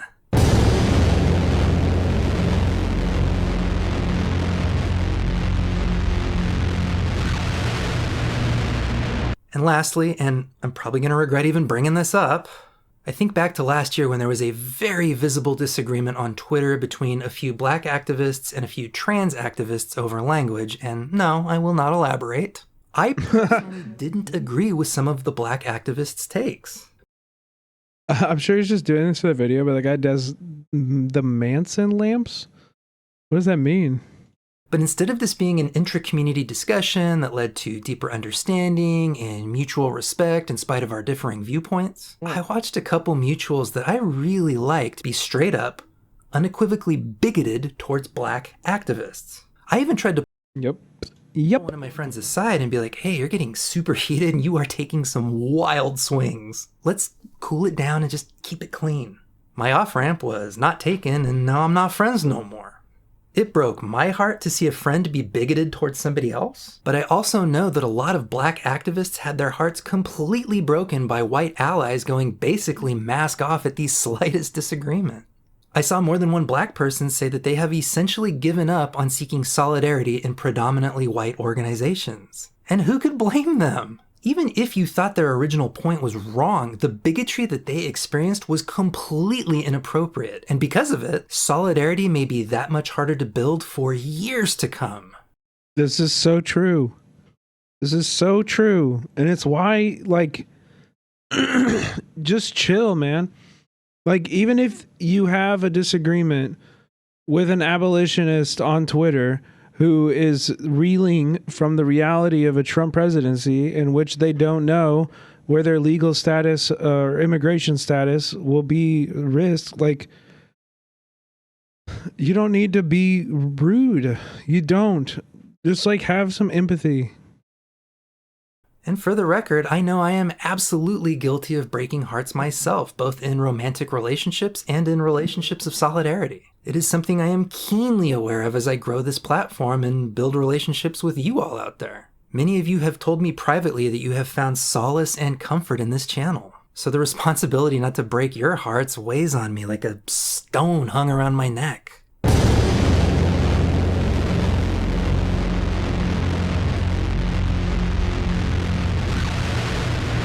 Oh, Crash Test, how are you? Why am I talking about this? Like I said, as I cast my gaze to and fro about my community and my nation, I see heartbreak everywhere. From the kids of parents who don't support them, to the parents trying to make ends meet who keep getting fucked over by big business, to the dying mining towns of Appalachia, to the good people of Gaza being starved and shot to death by their neighbors, to the Zoomers who see total inaction on climate change, to the disabled activists begging you to just show them that you Alexander's Albite says, I hope you don't mind me asking you a question. I would like to start by saying I appreciate both you and Sean for being able to have agreements and to discuss those differences.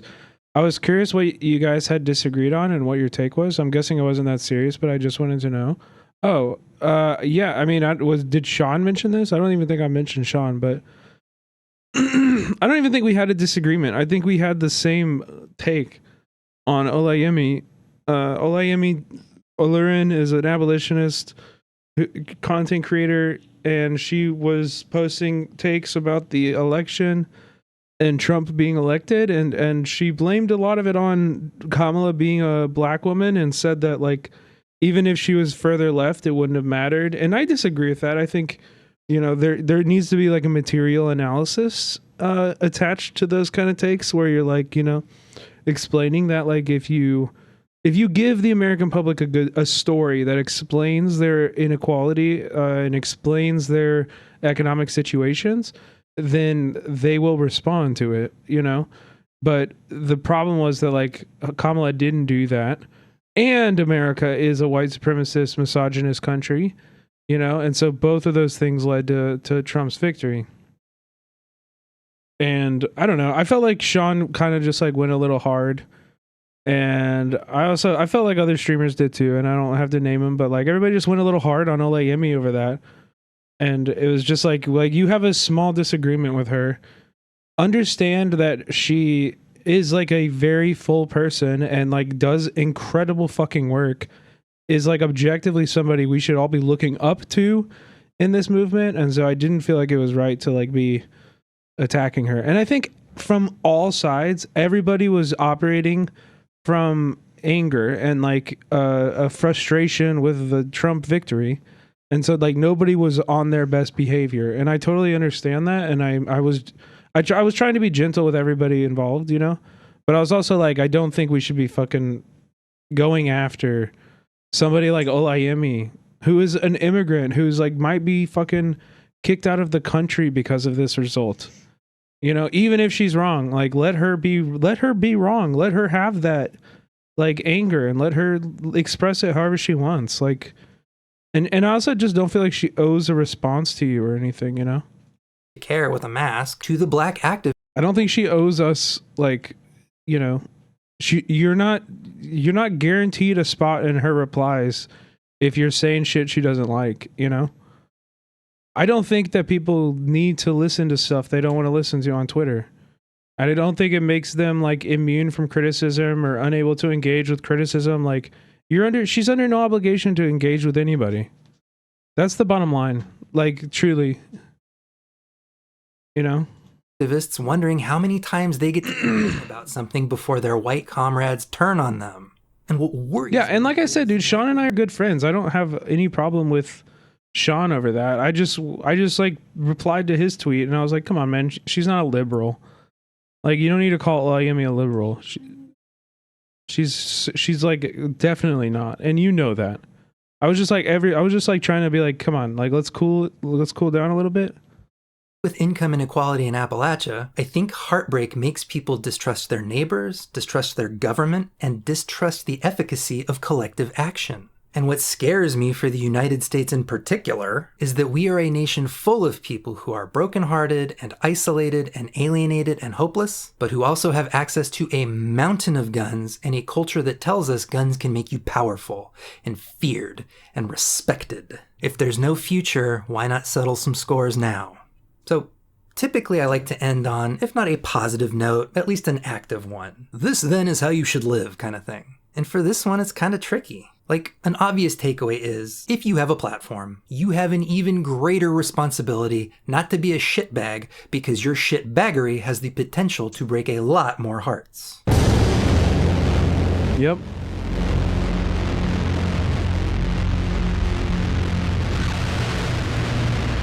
But beyond that, a lot of what's breaking hearts right now is just straight up capitalism. Something you and I individually have very little control over.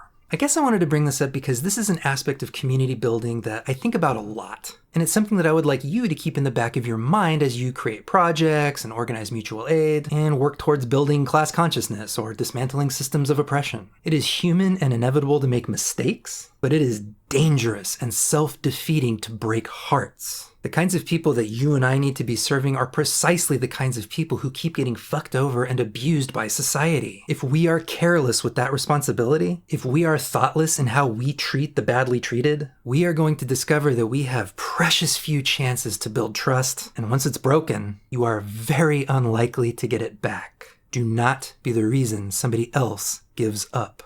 Anyway, what do you think about all that? Yep. You ever had your heart broken? Want to talk about it? Have you ever broken a heart? Want to talk about it? Do you have thoughts on how to mend broken hearts? Want to talk about it? Great news. There's a comment section down there just for you. Go nuts. As always, I'm very grateful for your time tonight. No, I love this video. I think it's hyper relevant right now. I think it's just like, it's great. And also, by the way, while we're talking about Olayemi, I did want to play one thing from her today. Because she did a conversation today that I jumped into. And I felt like what she was saying was like really, really good.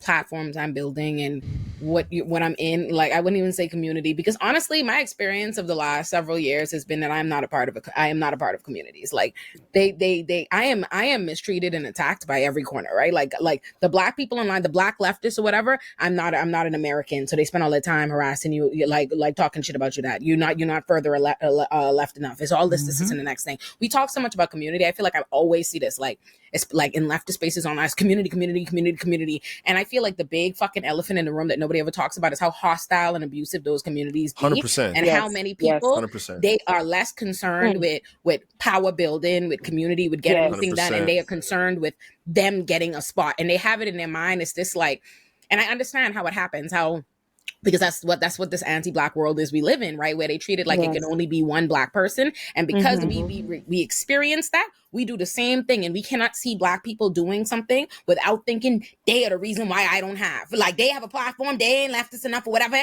and blah, blah, blah, blah, blah. All I see, let me I think the difference is, right, it's like, yes, the right is united both in mainstream media and the independent media because they're committed to white supremacy, and they don't have those same kind of like, whiteness don't put you in that same kind of competition of it can only be, a spot for one. But my experience has been, and on the ground, like I organize in real life, on the ground and online, I see this play out. Like I used to say it, like in doing all my Rikers work, or advocating for a Rikers receivership, you go to all these groups and all these organizers, all these activists, and they will not get on board with anything until it's failed. Like I remember going to them because they didn't want to do the work of explaining what a receivership is to people. They wanted to say close Rikers now. They wanted the slogan, and they figured the audiences, the people who they saying this to, don't understand how a receivership gets you there or whatever. So they rather not fucking do that work to get that receivership. And then when it doesn't happen, then all of a sudden they jump on the receivership. I've had the experience where you go, and I have, brother, if y'all could tell you all the shit that I've experienced with, like, you go help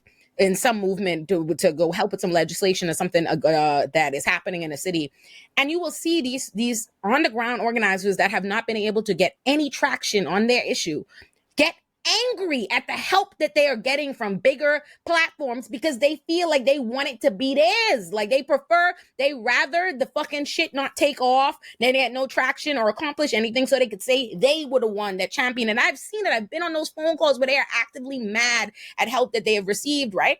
And then when you look at it online, something that has happened all year, me and Rebecca, I talk about this all the time. I was talking to y'all about this off camera. I know nothing but influencers and people with big ass platforms and creators and all these people that are allegedly they're on the left too, they have these alleged ideals and all of this, but at the end of the day these people have an audience, and it's a business to some degree, and even beyond just a business, they're just regular individual people who psychologically feel a way when you're attacked. And there is a something about leftist internet communities and spaces that are mean and hostile and Puritan, and think of it.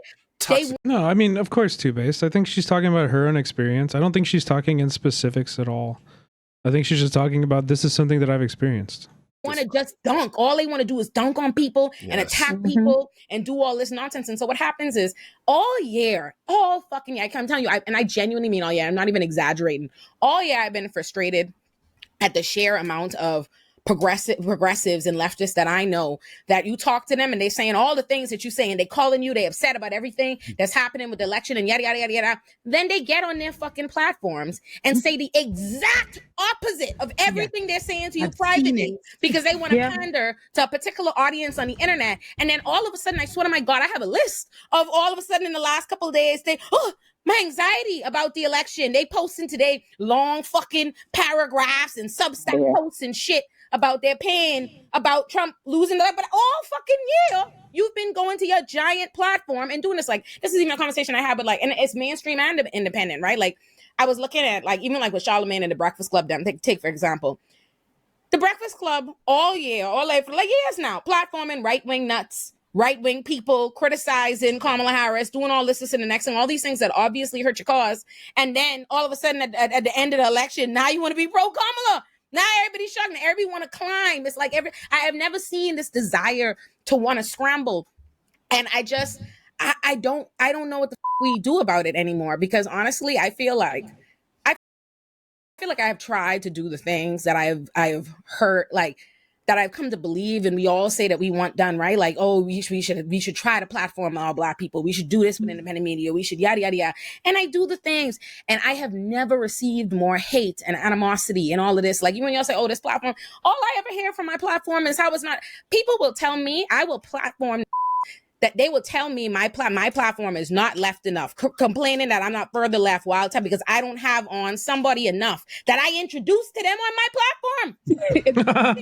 And this is something that really real life, like I'm telling you, for something that you would think like should be positive. Like I have been in the space of Black media, both independent and mainstream, for years, and have regularly been in a position where there are no other Black people. They're not platforming and every other Black people. They're trying to have your one ass talk about every fucking issue or whatever. And I'm like, yo, I platform 60 something plus Black people, and all I can see is complaints and criticism and shit from online. You know what I mean? And these people are supposed to be in community with you, and they tear you down. And I think that's the difference. It's like, but these people are not in community with you, Ole.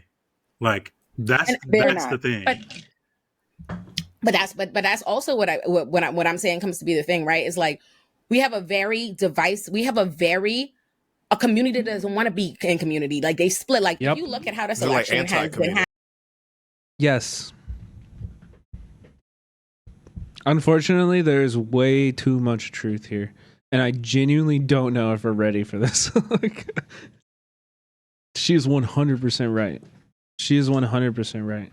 In so many ways, a lot of the online left is actually allergic to community. Like, for real. For fucking real, dude. Like, they're anti-community in a lot of ways. And it's fucking gross.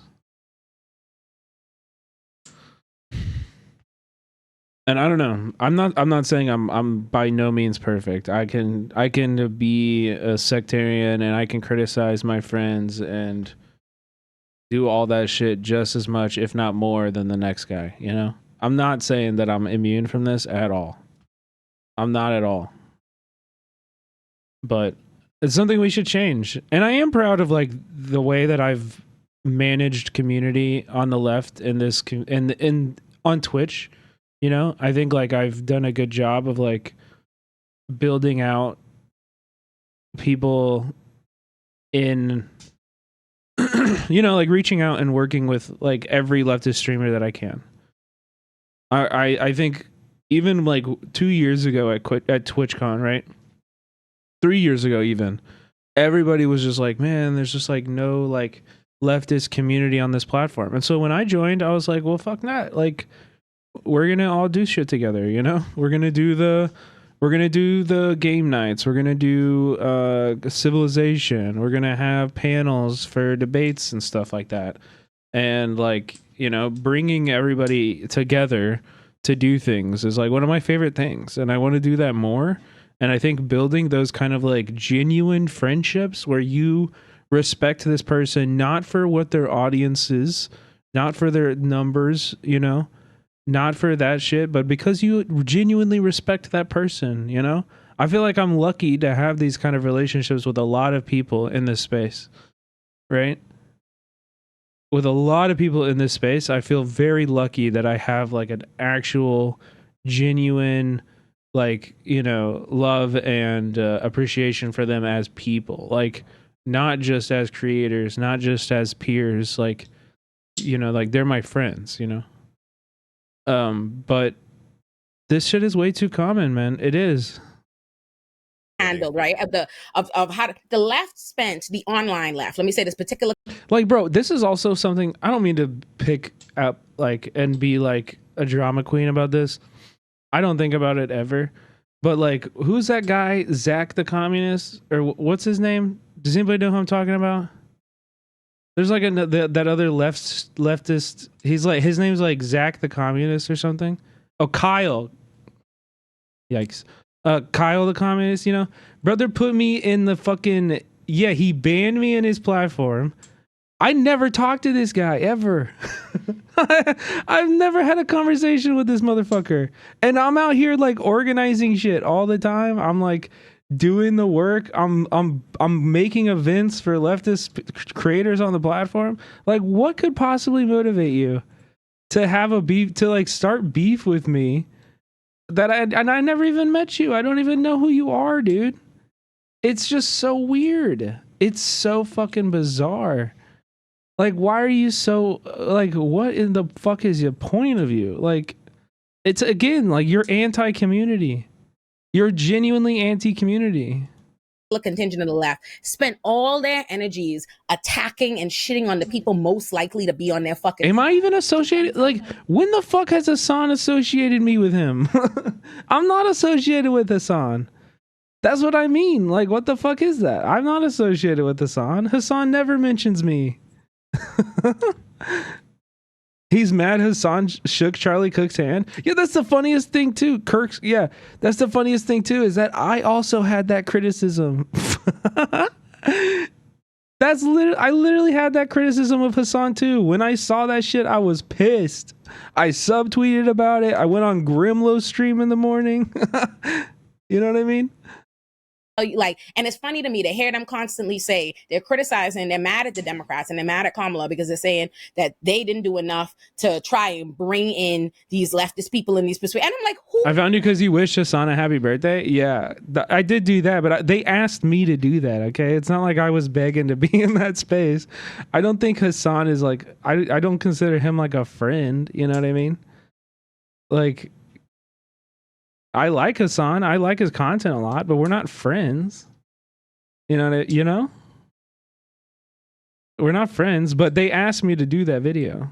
And so I was like, okay, it's kind of weird, but all right. Persuasive and interested in bringing in motherfuckers than y'all. I've never seen more fracture happen in the community based on how they've given it up this year. Like, I swear to my God, like, I've never seen shit like how. Yeah, no, I'm not beefing with Sean at all, dude. I love Sean. I think Sean's fucking awesome, dude. I think Sean's fucking great. I want Sean to succeed as high as he possibly can. You know? But yeah, if listen, I'm just that kind of guy. All right? A lot of people don't like this, but I'm just that kind of guy where if I have a problem, if I don't like something, you're going to know. You're going to know. Like, I can't keep it inside. I wear my heart on my sleeve.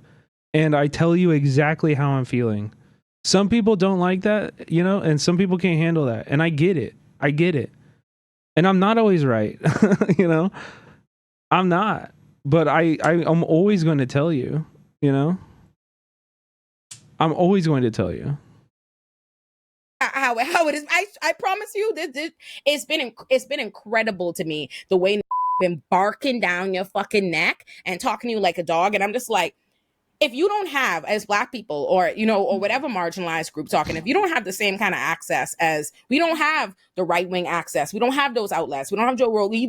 When you think about it, Joe Rogan and them are the version of independent media of what, you know what I mean? Mainstream media is. We don't have those things. So what happens if every time we do have like individuals trying to make platforms and all they feel like all you're doing is being attacked and talking about, what's the point of doing it? Like, especially when you're at a disadvantage, like something people don't think about and talk about, especially in the world of creation, because that's what you're doing, right? Creation online, trying to create these platforms and get these messages out. You are actively at a disadvantage from the algorithm. You know what I mean? Like you're at disadvantage from, like Aaron and we could literally tell you, Aaron, we was blown away to see Ole and Chill made more money. YouTube give it better advertising dollars for the same amount of views and stuff than Ole and Friends, because the cast was white. So you doing this thing, you're actively putting yourself like behind in the race. Like, let me climb up. I think it's she's not wrong. It is because the cast is white, but I think it's also because the audience is white. And that's how the ad rev is going to work. You know what I mean? A bigger uphill battle. I mean, I'm like tomato, basically. To try to do something that we allegedly say we want done and need done. And the that you doing it for are just like, you. You know what I mean? Like, that's why I think I like that, Mikey. We talk about community. That's funny. So much, but sometimes I feel, and it's been my experience for years, that sometimes the communities that you allegedly are supposed to be in are no, you're good, Alexander. And I mean, it's good to know. Like, I do want to, like, if Sean has negative feelings about it, I do want to know, because I'll reach out and be like, yo, bro, are we good? I would do that tomorrow. Like, he just moved to LA too. Like, I wanna chill.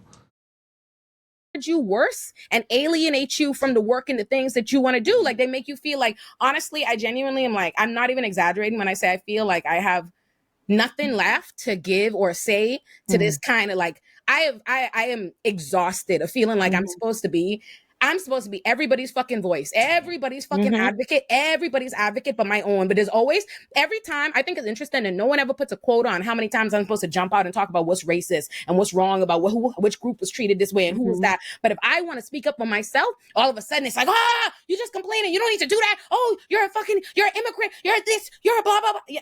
And I'm just like, at what point does it become like, do we understand when a person says, okay, no more? You know what I mean? Like, And so it's like we talk about, I feel like we romanticize community. Like I feel like it's always being talked about that in leftist spaces. And we don't talk about how fucking abusive and how much community can act as a deterrence to the work that you want to do. What we also don't talk about. So I want to say, like, I agree. Community, and the word community in particular, is romanticized in a very particular way, and we don't think about we don't actually have a shared definition of what community is. But I'm very clear with people that just because we share identities, or just because we are like mutuals online or anything like that, does not mean that we are community.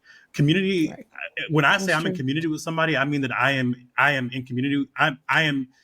You are able to hold me accountable, and I'm able to hold you accountable. Right? Yeah, that's a great definition. To one another, to us. That's a great definition. Who are you accountable to? Genuinely, think about this. Who are you accountable to? And like, I mean this, right? Like, what are you building, and who are you accountable to? These are really, really good questions to ask yourself.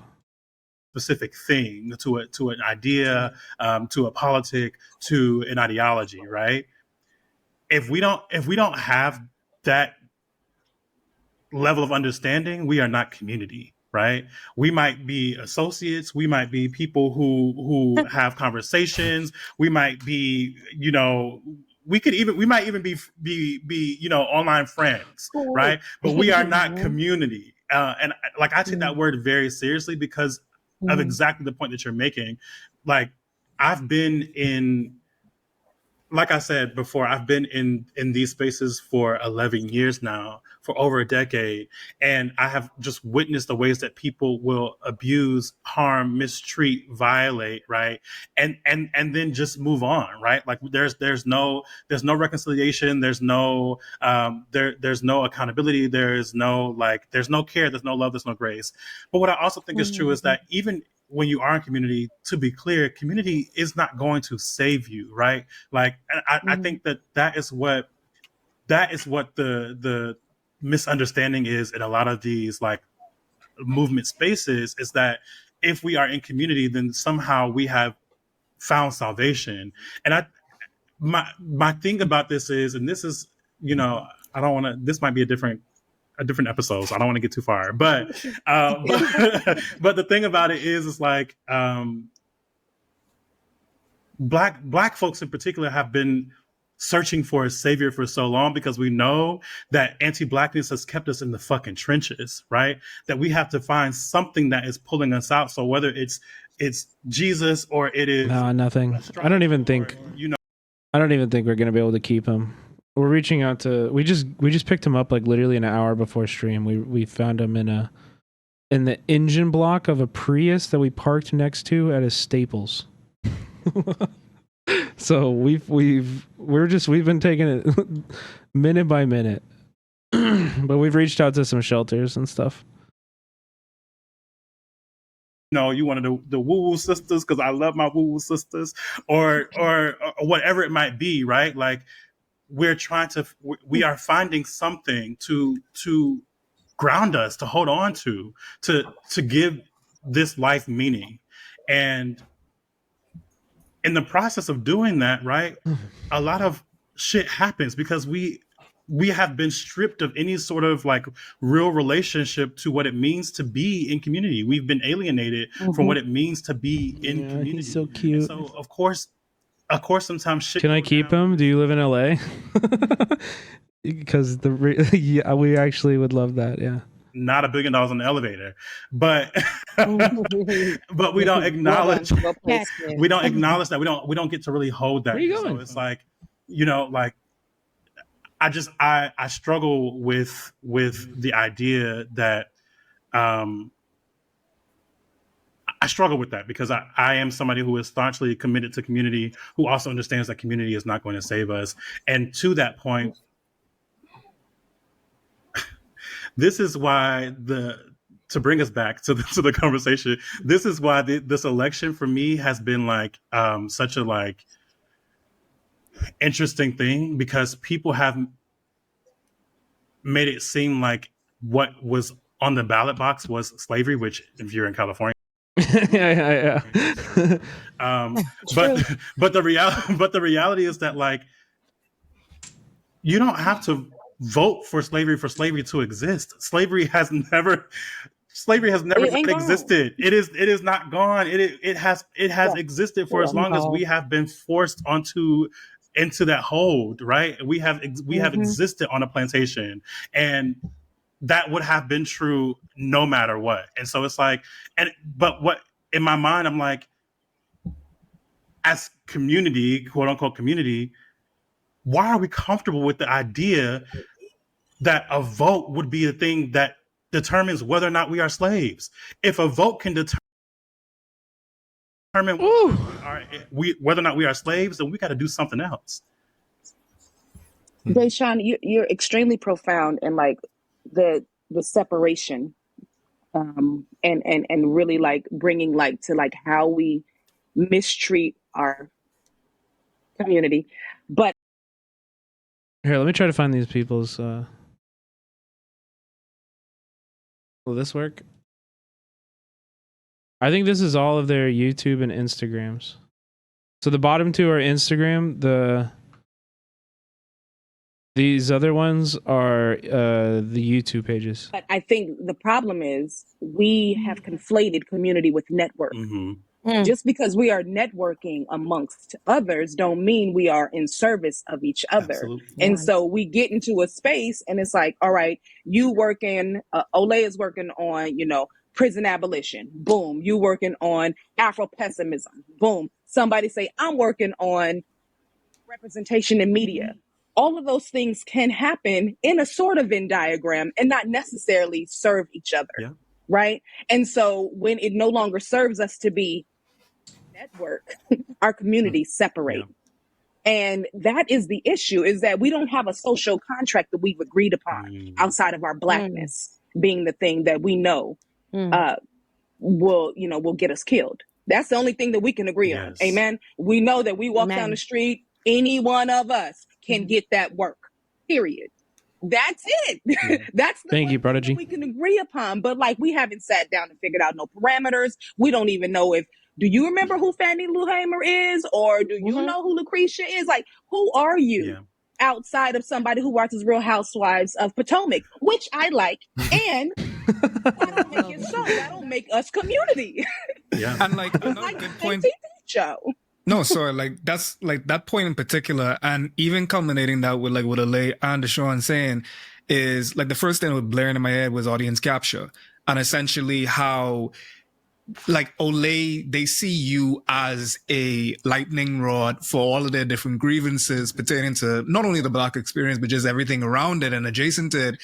And if what I noticed early on is that they typecast you as the foreign Black man to talk about a perspective relating to this. And the more that I give them on this, sure, it'll give me some social penances and paucities of rewards, like, good comments. They'll tell me, oh, I love your accent. It's so dulcet in my ears. I love that. Which othering, weird, fetishing, weird. Anyway, but like, they'll also just begin to give you some sorts of social benefits from it. But then the fact of the matter is they want more of it. They want you to play the greatest hits. And before you know it, the only thing that you get to exist as is the angry Black man talking about racism. And when the deeper that you delve into that, the more that you invest into that, the more it demands from you. And when you step out of that role, when you do something nice, when you do an Larry Pop or something like that, right?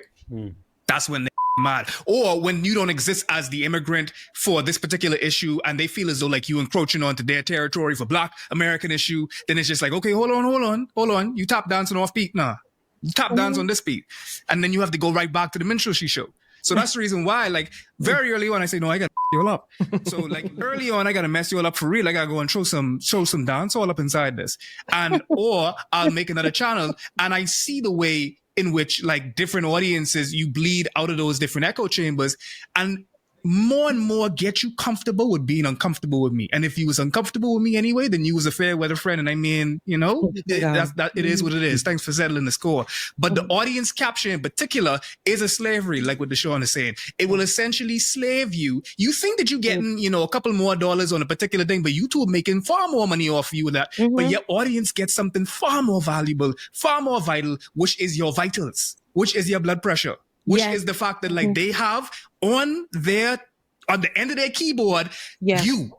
And they could just puppet you however you want to. Oh, I want to get on Olay ass today and make a blood run boil. Okay, I could do that today. Oh, I want to get on foreign ass. You know what? I ain't like your accent. You talking about ADOS type of shit? I ain't like you foreign. Be about to go and say this. I about to put you in a thumbnail and I about to go and get you from a very unflattering image and make you look like this and that. Yeah, that's them. So guess what? But that's not her people. That's not your people. And any Black American that goes out of their way.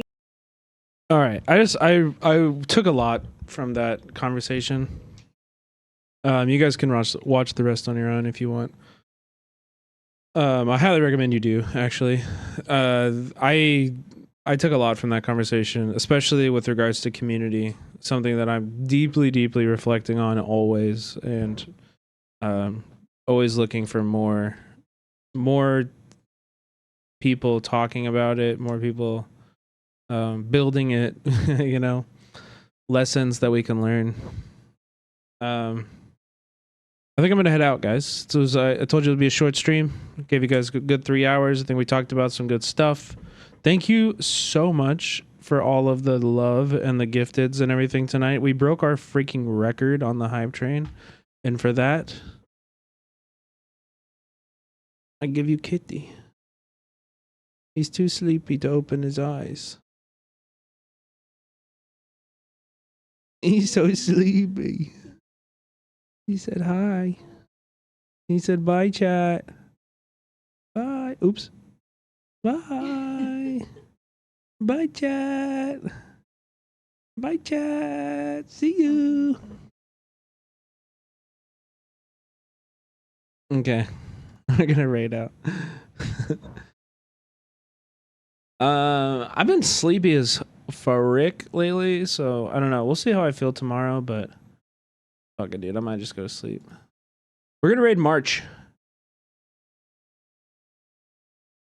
We'll keep the secret. It's a secret stream.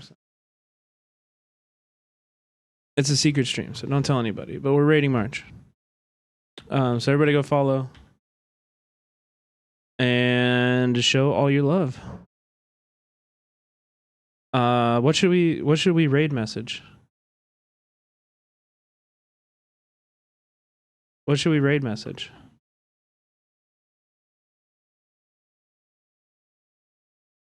Here, let's just do this. Simple, clean, easy peasy, you know what I mean? Like this. Nah, just do that. All right, here we go. Be nice over there. Have a good time. Be on your best behavior. March is a cool guy.